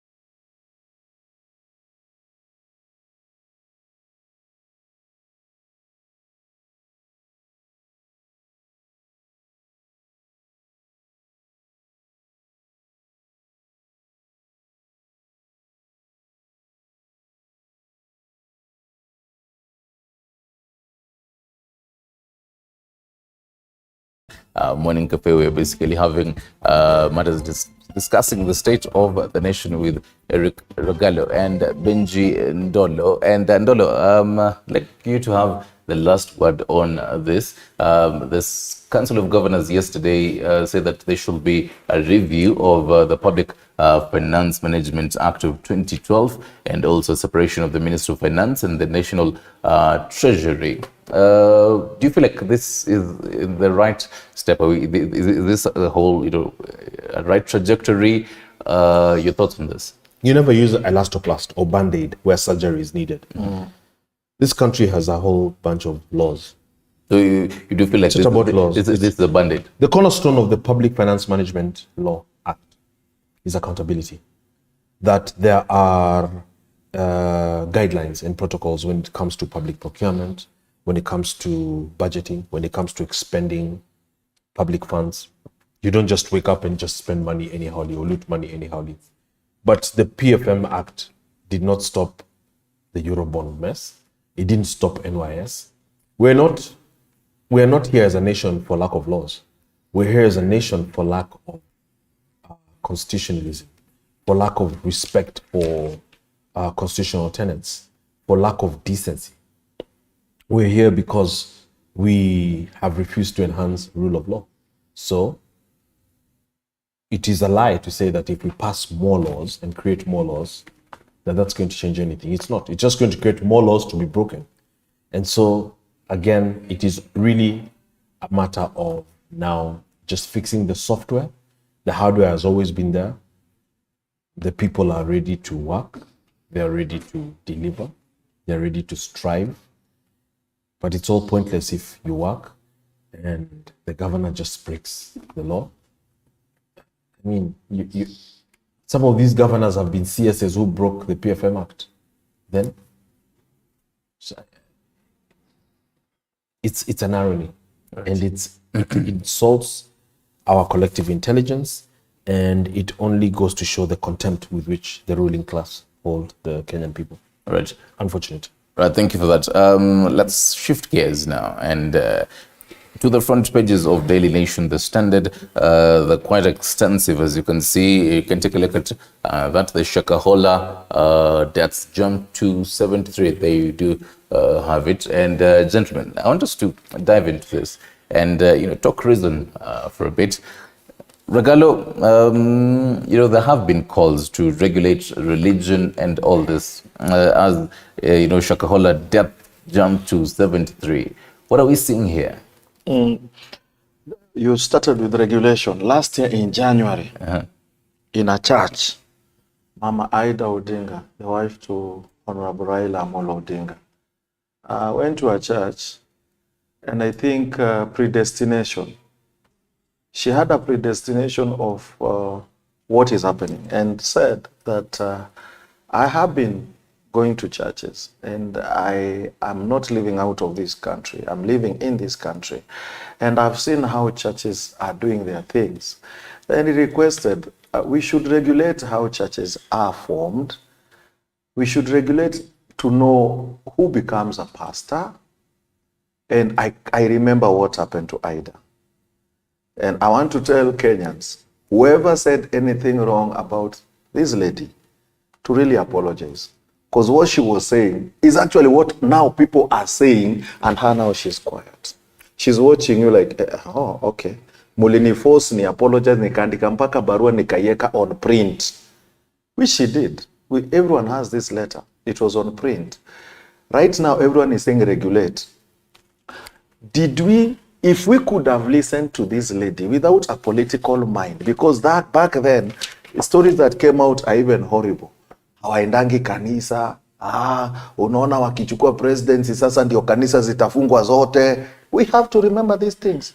So now, we are regulating which churches? They said you don't need to go to a theology school. You only need to have a feeling of a Holy Spirit. Ukishasikia ka feeling ya Holy Spirit that you can read a Bible and interpret the way you want, then you are a what? You are a pastor. I want to remind Kenyans that who wrote the Bible? The Bible was written by a council of bishops of Nicaea. Okay? A council of bishops of Nicaea started writing the Bible. Until the last council, it was written by the council of bishops in Hippo. Council of Hippo. He is a socialist. He will tell you these things I'm saying is true. So these people sat down with many books. They left some of them. They never wrote at all. Like the book of Tobit is not, some of these books are not there. Okay? Then and these guys are the people who made Catholic, not Christianity. Christianity was already there. Catholic. Then from the Council of Nicaea to the Council of Hippo, the Bible was written. These guys were bishops. They were learned people. If you go back to the Bible, okay, we have learned people, the Sadducees and the Pharisees. They were learned. They were at a level. They just didn't come and start teaching theology back then. They were actually a group of learned people. Okay? Okay. I'll give an example of Hillel.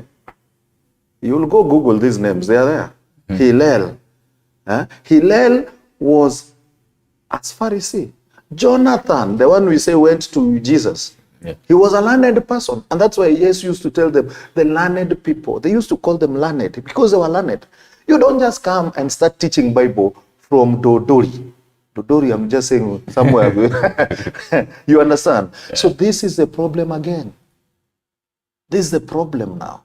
That anybody, and when this happened in Rwanda, Rwandese saw the power of media and the power of church. When Rwanda healed, the first thing they did, they regulated churches. Kagame alienda kadissolve 6,000 churches. They made noise, of course. But mtu alienda kusaga unga, mwingine alienda kufanya kazi zake zenye alikuwa anafanya before ashikwe na Holy Spirit. Me, I wonder how that Holy Spirit touches them, because me, it has not touched me. And I love the Bible like nothing, because I even have verses in my phone. I read every morning. It reminds me time to pray. I pray like a Muslim, but I've never felt the Holy Spirit to open a Bible or church. Then, it has become a way of making money and a way of getting into higher, big offices. We've seen big churches of people who started from Ashanti. Wanakuambia ati ni Holy Spirit ni Mungu, then they grew, they become as big as they are. Catholic is there. It's so boring. They call it a boring church, which I am. in a boring church where you just sit, wake up, kneel down, sit, wake up, kneel down, listen. But it has always been there. What I'm saying, what are you doing in a church depends on what you get from the church. So these people, they went to collect death because they were taught death. And to be honest, on live TV, watching and telling Kenyans, the cult guy, as you call him, me, I don't feel he's a cult guy. Pastor Paul Mackenzie. He is not a cult guy. He taught you the Bible as it is, as what he was understanding it. You took it the way he was teaching you, you killed yourself, it is your problem. This guy is going to be taken to court. Under which law? What has he broken? Okay. I'm not being on his side, but I'm trying to teach Kenya, amefanya makosa gani? Okay. We go, I want to read to them. Benji will allow me, sorry, I will take some of your seconds. Chapter 4 of the Constitution. Chapter 4 of the Constitution, Article 32, Clause 1 to 4, stipulates, 1. Every person has a right to freedom of conscience, religion, thought, belief, and opinion. So your opinion, enye tunasema hapa, is my belief. So usiseme nimeambia watu wafanye kitu. Every person has the right, either individually or in community with others, in public or in private, like now Shakahola, that is in private, to manifest any religion or belief through worship, practice, teaching, or observance, including observance of a day of worship. So if these people practice and teaching, and their practice was to not eat for 40 days and they die, they practiced. So what has this guy has done wrong? A person may not be denied access to any institution, employment or facility, or the enjoyment of any right because of the person's belief or religion. Ya mwisho, a person shall not be compelled to act or engage in any act that is contrary to the person's belief or religion. So this is their belief. So Shakahola guy, what has he done wrong? He taught to believe, those people believed, and they have killed themselves. At the end of the day, we wait for the investigations to... Me, I'm just reading the Constitution, and I am not emotional, because Kenyans will have emotion. Yeah. The other day, there was the Jack story. I don't know, the young boy who, some Gorofa thing, and there was a lot of... Then all of a sudden, DCI says this guy actually squeezed himself through Nakaruka, Nakakufa. Sindio, that's what they said. So people were so emotional that this guy ameuliwa, sodomized, What came out of the investigation? Contrary to the emotions of the people. Sometimes we follow emotion. Me, I'm just trying to finger my emotion because I'm also emotional. Many people have died, but I'm trying to be logic. What has the pastor done? Contrary opinion. Let's again, as he says, let's contrary opinion. Be logical here. Before you make a point, President William Ruto says this should be, treated as a terrorist, like in Mackenzie's activities to those of terrorists who use religion to radicalize. Again, still on matters. The president is right. How best should we, again, the president is right, regulate such? But it's time bad. Remember the Safari rally? You take off, you run, you have a clock, you are running against time. The president is right, but he's time bad. He's late. They are way late. Where was the entire state apparatus in all of this? I'm of a contrary opinion because one of the fundamental arguments in law, of constitutional law, is your freedoms and rights and where mine begins. Just fundamental. She has a right to swing her arms in the air. She could slap you when she swings. Her rights end where my face begins. Yes. You cannot walk around here slapping people in the sense of swinging my arms and causing grievous bodily harm to unarmed citizens. And so human beings are gullible by nature. From the days of Jesus Christ, human beings were gullible. It is why they chose Barnabas over Christ. They're gullible, they're confused, they're evil in nature. But does that mean you go and now start living with monkeys or dogs? No, you have to still live with the same human beings. And because of their gullibility and their vulnerability, especially in a climate like this where there is so much poverty and suffering, you don't see a mushrooming of churches in Karen and Runda and everywhere. All these churches and whatnot are in the slums, are in forests where people who are disenchanted, who feel hopeless, try to seek Christ. And everything in life, our dad used to say that everything you must do in balance. Because then, without balance, that's how you become cultic. So Eric talked about the Holy Bible. The Bible is full of absolute philosophy and lessons. It's an excellent guiding beacon because it is really full of the best lessons one can seek in order to succeed in this life and perhaps to see the afterlife. But now, if you have better sense, you are a leader, so to speak, and you lure those who believe in you, and you're causing their death, especially en masse. It's one thing for 1 or 2 people to die accidentally, but you're causing massive death. So what did you do when there were 3, 4 bodies? Do you just continue to having them fast? I mean, and then one of the 10 commandments is what? Thou shalt not kill. So if I'm the leader, these guys have come into my church or into my cult. She's dead, he's dead, she's dead. So you wait until the bodies are 40, 50, 70. What does this speak on? This guy's a terrorist. On our intelligence system as a country. I mean, it's all focused on Raila and you and I and whatnot. What are Benji talking? Who are they texting? Who am I calling? What is Benji talking with the governor, etc.? I mean, and this is ridiculous. Calls. Yeah, it's they can do better. The National Intelligence Service in this country must not just be skewed towards what politicians are talking about and what the opposition is planning and whatnot. I mean, that's stupid. Exactly. So again, I talked at the beginning of this show about the definition of African government as inefficient, dysfunctional, etc. And they're using public money to do this nonsense. So this is, to me, this is even embarrassing the president. For the president to have come to speak late on this, this is embarrassing. This is ridiculous. They should have been having these discussions weeks ago, months ago. And here we are. It's an unfortunate loss of life. You've got very decent people. By the way, people who are trying to go into a cult often are not necessarily bad people. They're actually people who are trying to be noble, who are seeking a higher power, a higher cause. And what do they get rewarded with? Premature death. So it is terrorism. And I want to caution again, terrorism is not criminality. It's a mistake to classify a terrorist as a criminal. A criminal is a phone snatcher. A criminal is a robber, who hacks into your bank account and drains. That's criminality. Yeah. This terrorism is a different scale and different ballgame. And so he shouldn't even really be prosecuted under criminal statutes. Because what he'll do is he'll pay the fine, let things cool off, then he'll open another church.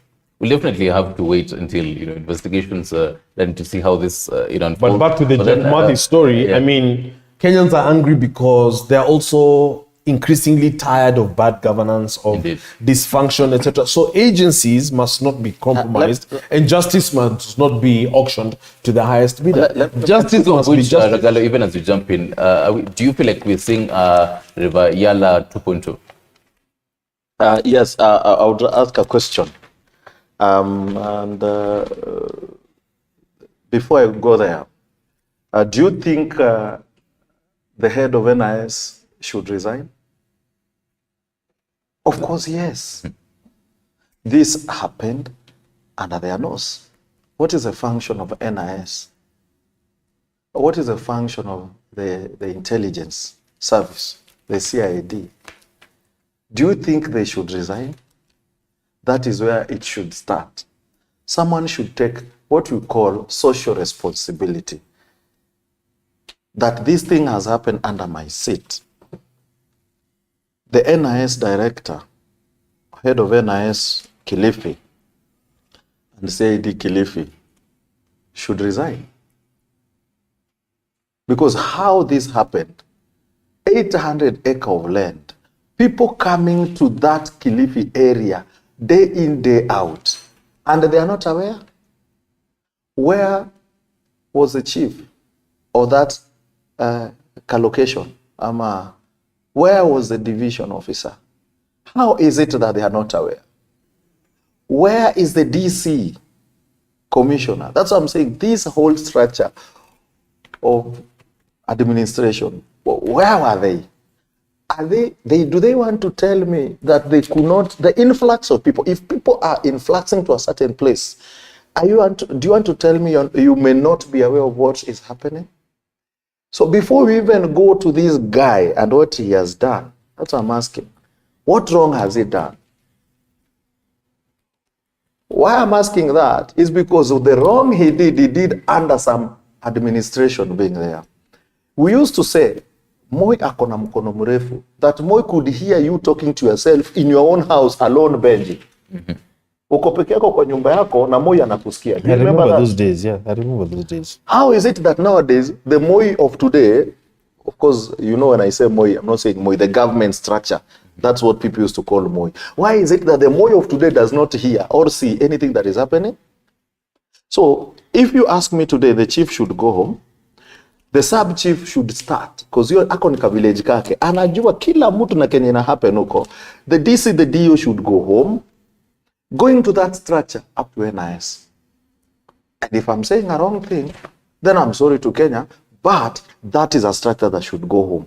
Secondly, to your question, you asked very well, Yala, what was happening in Yala? Even in Yala, nobody knew. Even DCI didn't know. Even NIS didn't know. And the Yala was happening, the Yala River, whatever, dumping of bodies was happening. So the question is, again, and you're asking, because this is 800 acres expansive of land. Could there be bodies being thrown there after what has happened elsewhere? And maybe not this guy? That is also a questionable thing. And that's what I'm saying, are we so sure? And just because it is in my land, of course, if it was in my land, I will go fast as the investigation continue. Yeah. So the question is again, I hear, and I was seeing some videos, that in that shamba, you would go, Benji, mukienda kuingia mnapata vijana wamejihami na mapanga na marungu. There's like a video.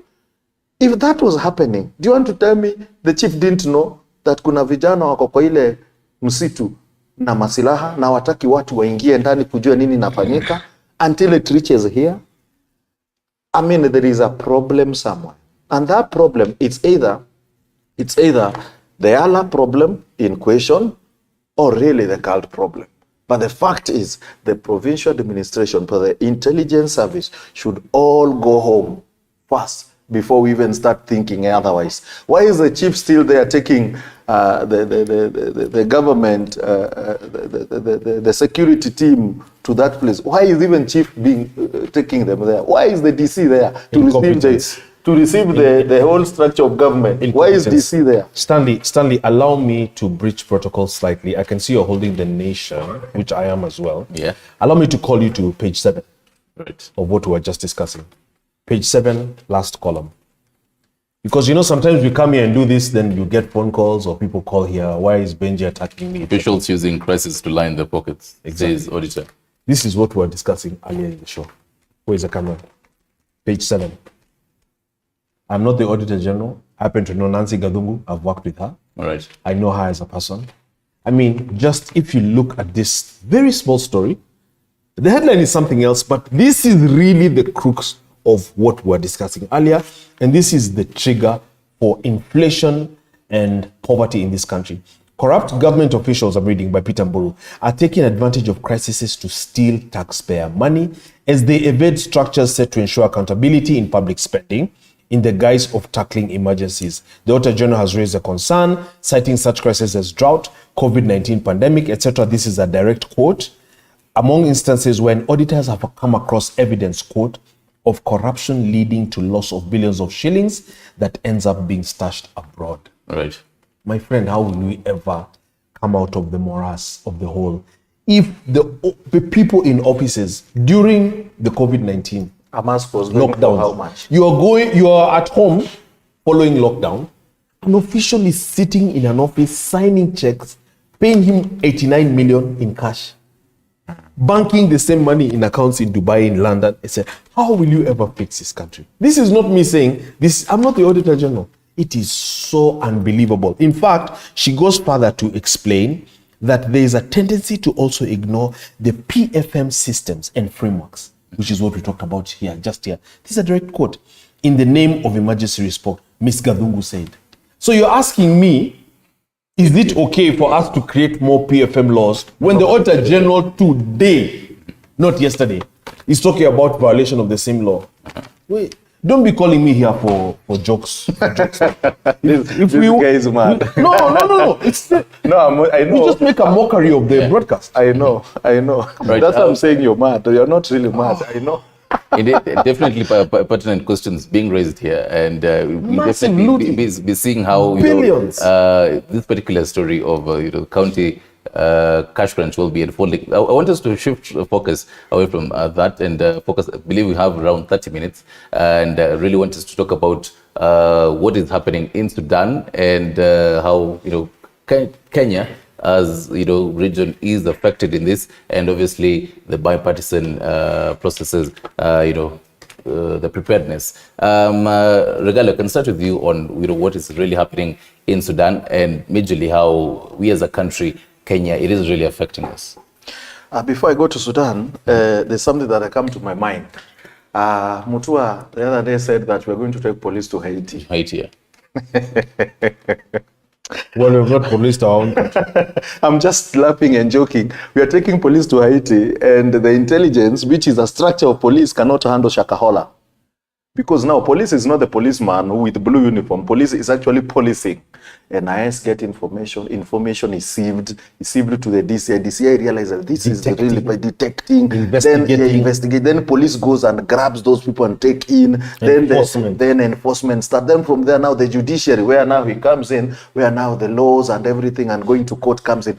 If that policing is not happening in Kenya, you're not taking our police to, one, the language barrier, Two, Haiti is controlled by cells of very tough gongs. There are even cities in Haiti where the government doesn't control. Do Kenyans know what the nickname for Haiti is? It's hell on earth. That's a nickname. It's the worst country in the Western Hemisphere. Yeah. It's really unfortunate. So we want those who want to put our police officers in such sophisticated. So now you take policing there, and the UN policing against the population is 1 is to what? 1 is to around 400 and something, is it? Are we there? But then, but let's avoid diverting into matters that. I'm diverting there. Why? Because your question you asked me is directly going there. Yeah. Because you don't want Sudan or Kenya to be the next Haiti. Yes, that's part of it. Yeah.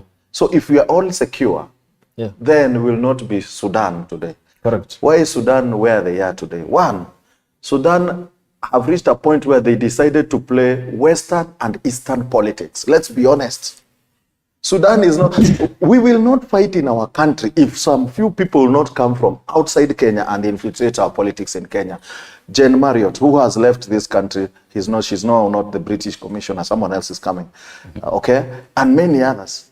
Coming to our country and decides, now you guys, you will vote this way, then some East people will say we'll vote this way, then kuna Bagamoyo, Kenya.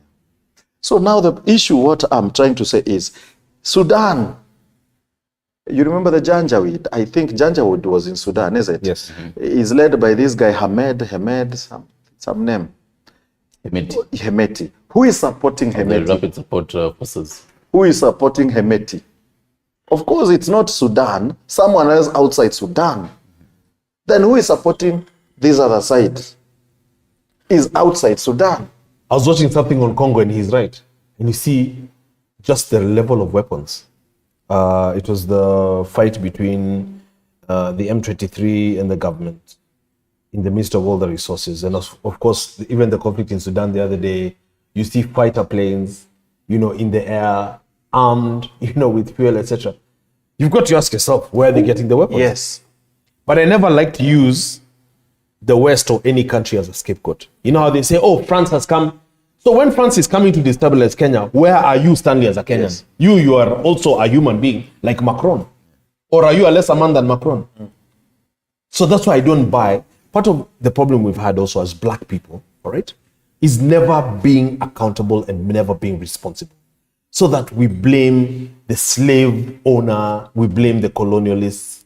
But your grandfather was also a man, like...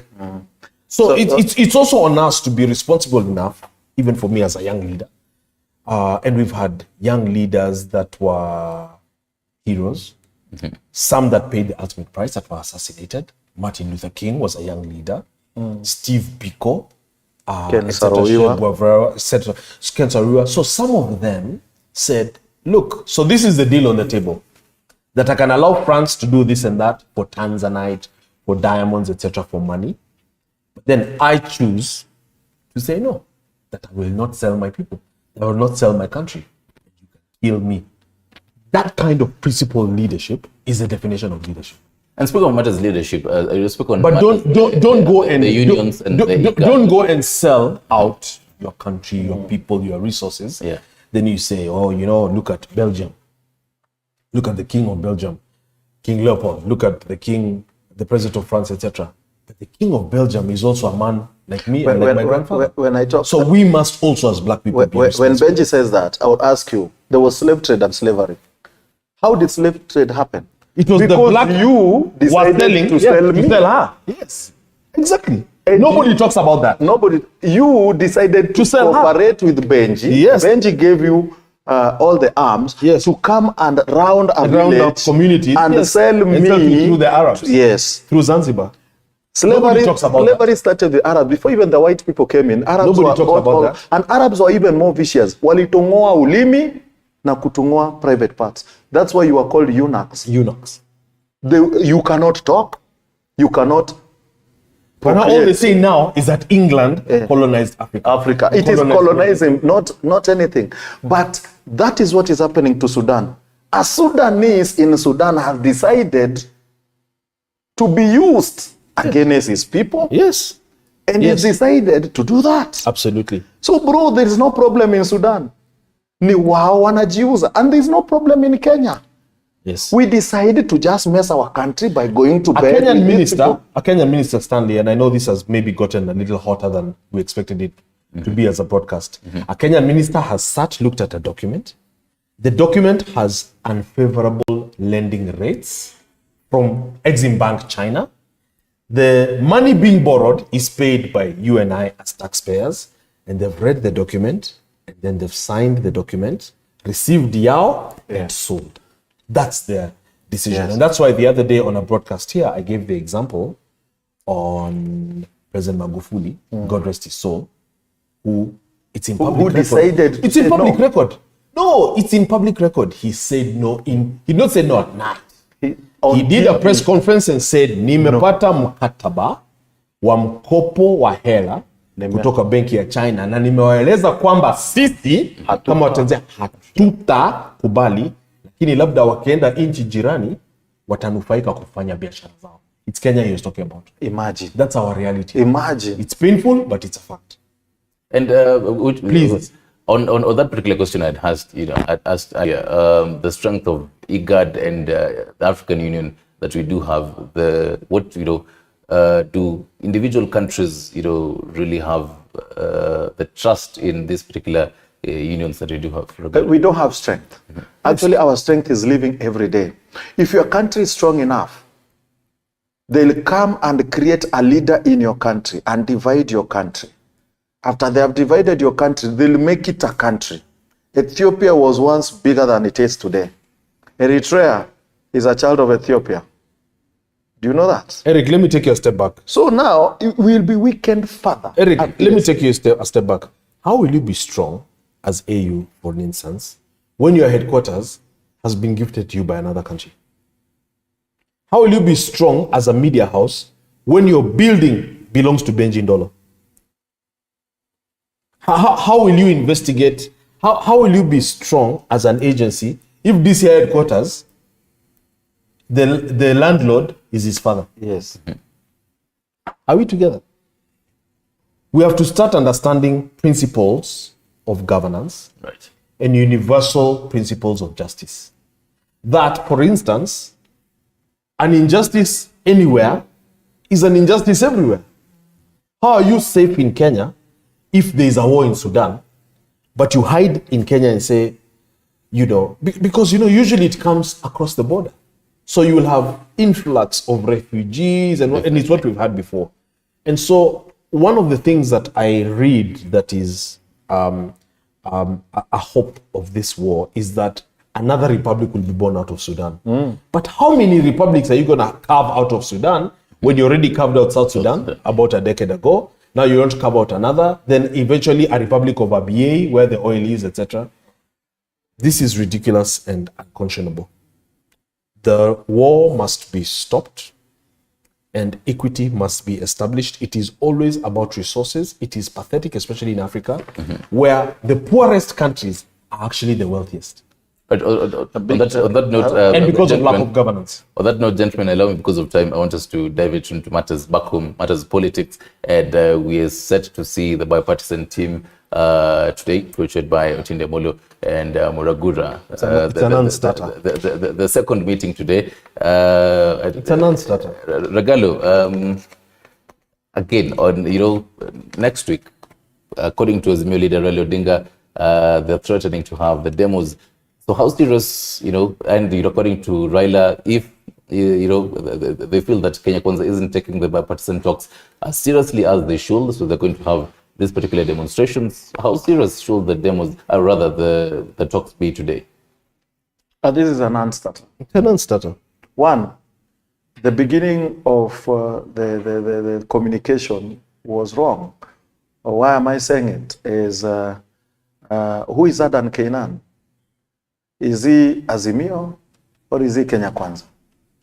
So first of all, Adan Kainan is coming to negotiate as a member of which team? Which team brought him to parliament? And if Adan Kainan then has to do that, then he should relinquish his seat and campaign under UDA, then he can come back. Some of these things, when you're starting any negotiation, come with clean hands. Don't come with hidden cards, or don't come with what wrong I've done is still the wrong that I'm applying to sit down with you. And some of these things may bring what we are calling now disharmony. Two, and this is the question I'm asking, and the question must be asked, and people are running away from the truth of the question. What was the hand of Britain and America in Kenyan election? What was Jane Marriott doing in the tallying center of IEBC in the day of tallying? Would the Kenyan ambassador sit in the tallying center in Britain when the British election is happening as what? As an observer, maybe? Oh, they are international observers. She's not an observer. She should not even be near the compound. What was she doing inside the Bomas house, Arena?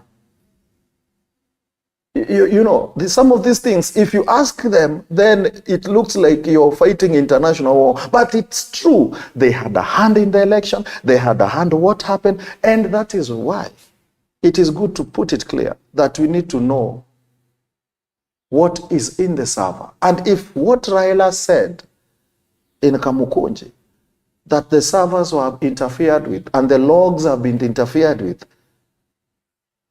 then when the servers are open, because we wish that they are open, because some of the talks that happens go beyond, that are going to happen, go beyond the law of Kenya. When bipartisan talks come is where now the chapter 1 of the constitutions apply, where the supremacy comes, where now you can even handle what goes against the law. It happened in 2017 elections, 2007 election, when we had the Prime Minister's office being created, which was not in the law and in the Constitution. So when the bipartisan time comes, some of these things people are saying, oh, go to court so that the servers are open. Servers can be open when the bipartisan team sits down, because now that one goes beyond because it comes with the supremacy, which now goes radically cuts across everything. Supremacy of the people is supreme than constitution. Right. It's supreme than anything, because the supremacy of the people is the one that creates the constitution. So if that comes, then the service is open. And if the logs were interfered with, then what will happen again? Are we seeing what we are taking Kenya to? Are we seeing what we want to create in our country?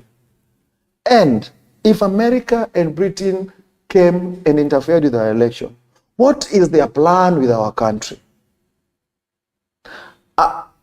If Eric becomes a president and I go and interfere with Britain, how will Britain do? They will go to their constitution which say you can attack that country, NATO.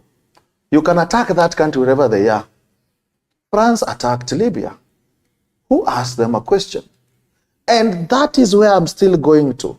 We should have United States of Africa, where we have a coin, our currency, our African president, right, and so that we are stronger than we are right now. If we are not going to go that road, we are going to be cut down. We are going to have another state in Sudan, another country in Sudan. Okay. We may have a country in Kenya someday. I'm not a doom predictor, but if things go the way they are going, you know, and this is humanity. The cup will keep filling. We'll keep filling. Someday people watasema, ai, tutakuwa tunapiga kura namna hii na kunena namna hii. So I'm telling you, if we are not careful in our country, right, we may seem to be very peaceful for over 60 years. We are not better than Uganda. We are not better than Rwanda. We are not better than many other countries that surround us. It's not that we do best things. We may not hold it further.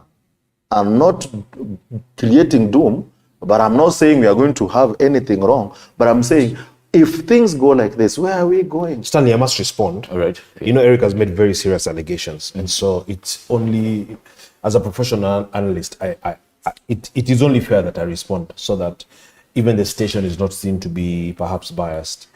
It's ironic. A few years ago, and I have worked for Honorable Raila closely in the past. A few years ago, the Western powers were actually coalesced around Raila's candidature.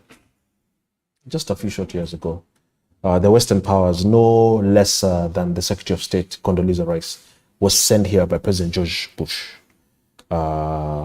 to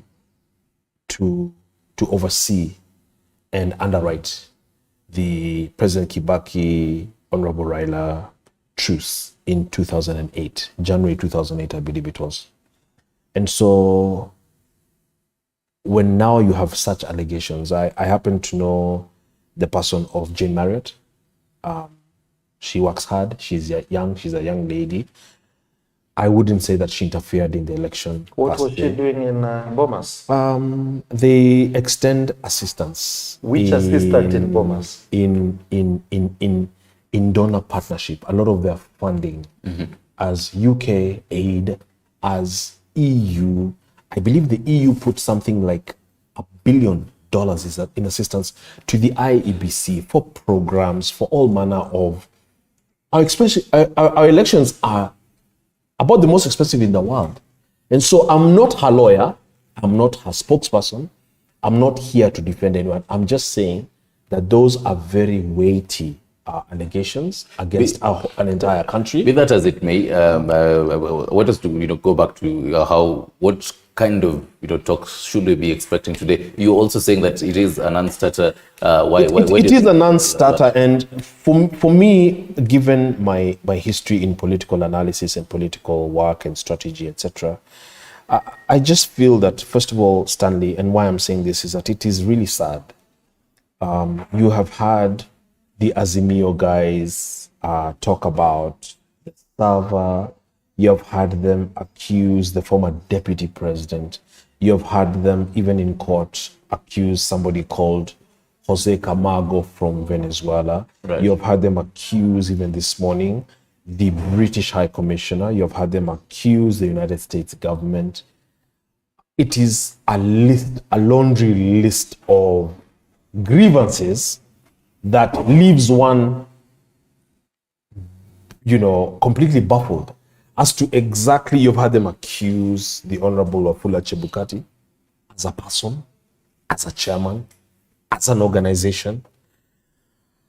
The point I was making is that it is really sad to see the Honorable Raila Odinga, a man who for 25 years has in one way or another aspired for a high office, and a man who's going to 80 years old. I'm now talking from a human standpoint. Mm-hmm. It is actually unbelievable to see that he is still on the street at great risk to his health, to his life, doing this kind of thing. What I would have advised as a strategist is a change of tact. And speaking of it's a change of tact. Even as you continue, sorry to cut you short, do you think the both teams, even as they continue the talks, should they be treating Raila's threat to go back to the demos as a bluff, or as serious as it should be? I don't think Raila should be threatened in the first place. As Eric alluded to earlier, we lose a lot of money from the kind of demonstrations and following that he has, etc. I think one of the underreported stories, even in the media, and I've talked about this on my own media and on social media, is the amount of thuggery in these, like the underbelly of the Maandamano. Like underneath the Maandamano that is reported in the newspaper is the chick whose phone is grabbed and she's choked. In fact, I saw a discussion the other day with a friend of mine whose wife was very bitter about a robbery after the Maandamanos, where she said, the guy choked me, and she felt extremely violated. Nobody talks about that. The rapes. Go read the ICC report on the cases from 2008. Nobody focused on the human angle of even the errant GSU and police officers who went into the slums. They kick your door in. There was rapes, even of minors. They eat the food that was there for the night. They rob you. The kind of wanton law breaking and anarchy and impunity. Even the media doesn't really report that aspect. And so when you have these kinds of demonstrations and then they break down into lack of law and order and disorder, there's a lady, just to give you an instance, I think somewhere in Kakamega, who was going about her business.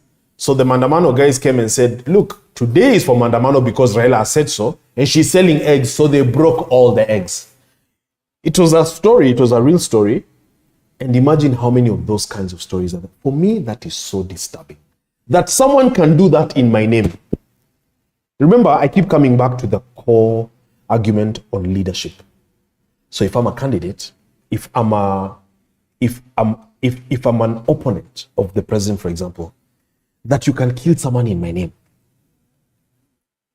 We're not even talking about baby pendo and all of that. And that's why, again, I say it is really regrettable what has happened. President Ruto is a much younger man than Raila. Yeah. I just don't see the pathway. I mean, he went against this entire thing to actually clinch the presidency. Now, what Raila had talked about was a march to State House to evict the president. Yeah. I just can't believe that that's where we are. I'm one who's been on the streets many times, but I'm not going to be on the streets with Raila for any reason. Because here was the handshake, an arrangement that nobody understood, that gave Uhuru the leeway to do anything. There was no position to ask anything. He is the Auditor General. I didn't appoint her. Uhuru did. She's going through reports in black and white because numbers don't lie. The billions are gone. Raila used to ask before. He didn't now. He couldn't. They promised him something. It hasn't worked. Here we are again. Uhuru is a retired president. Raila is back on the streets. I'm very sorry for this. Ragalo, as a human being, last word on this. Are we heading for in the right trajectory? The fact that we actually having talks at the moment. Weeks ago, we were the country's in a standstill. and they were called for dialogue, and it is seemingly as so we're having dialogue right now.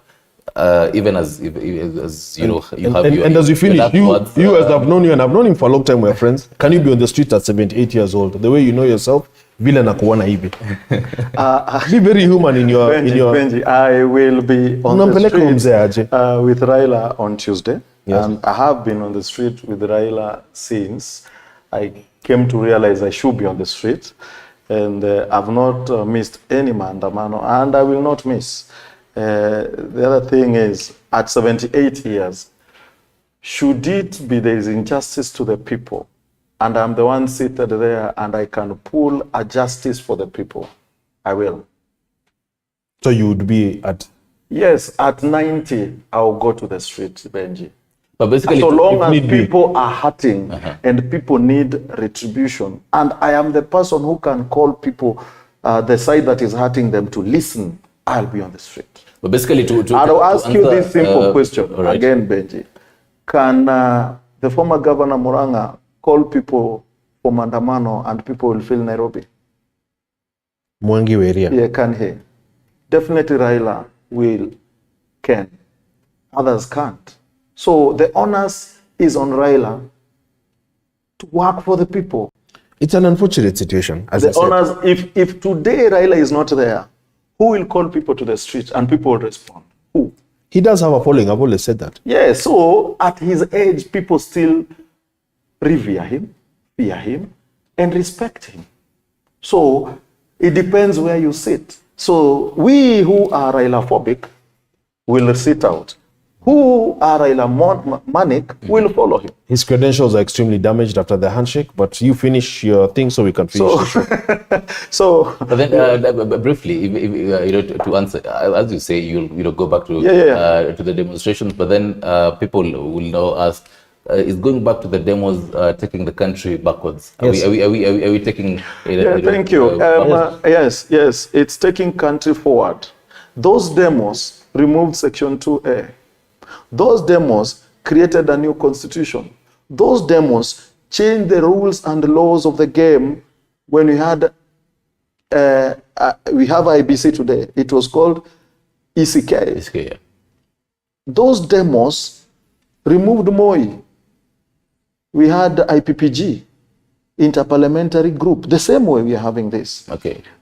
Those demos has brought us where we are here. Benji knows when I say that, because he's a student of law, he knows what and history. Yes, it is true. And history. So those demos are going to create something in Kenya.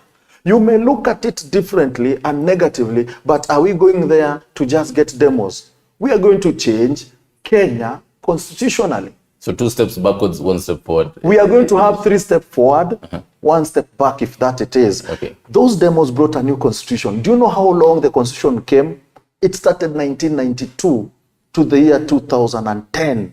Those are how many years? 1991. 1991, basically. To 2010. How many years of looking for constitution? A lot of the changes done because the young people need to learn all this stuff. Thank you to the likes of Jaramogi Odinga. All right? Okay. Paul Muite, even Gichobu Manyara, Wangare Maathai. Yes. You're talking about the real agitators for change, right from the days of Martin Shikuku and TJ Mboya, etc.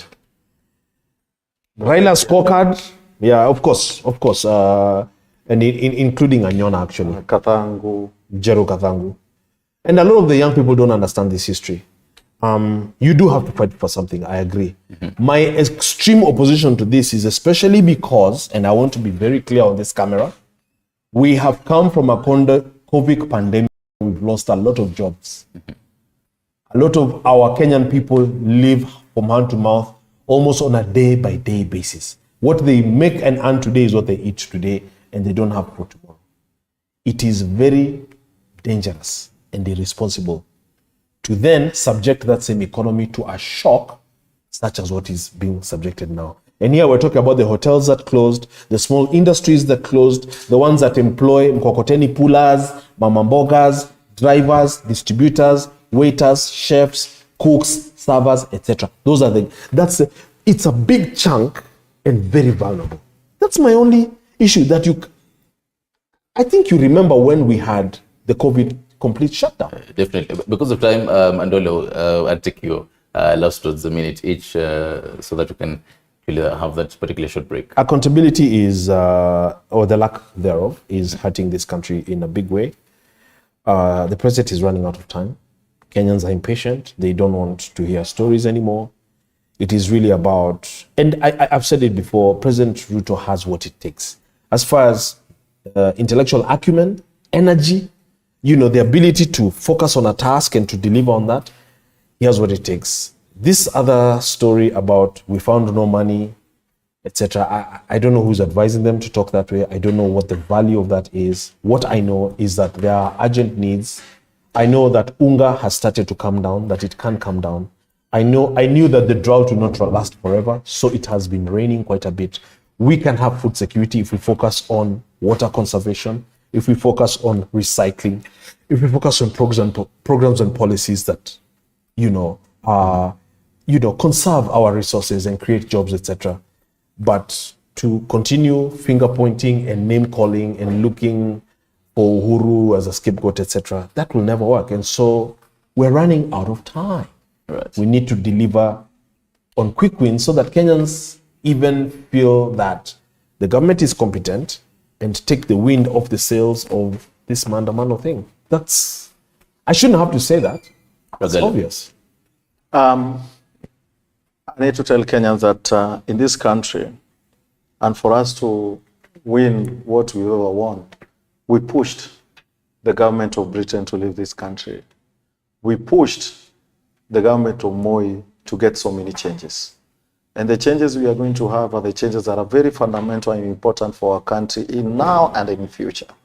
So Mandamano is a yes. And I want to tell Benji that the time Moi was living, our Kenya was nothing. And we had Mandamano when even textile industry was gone, pyrethrum, fishing industry, all industries in Kenya were down. And we still went to Mandamano. So we are not there. And I want to tell the government they didn't get the money in the bank, whichever bank they say that the coffers were zero. The coffers had money. So they should stop this story of calling people Mau Mau, kids and who. There were people who were Mau Mau better than them.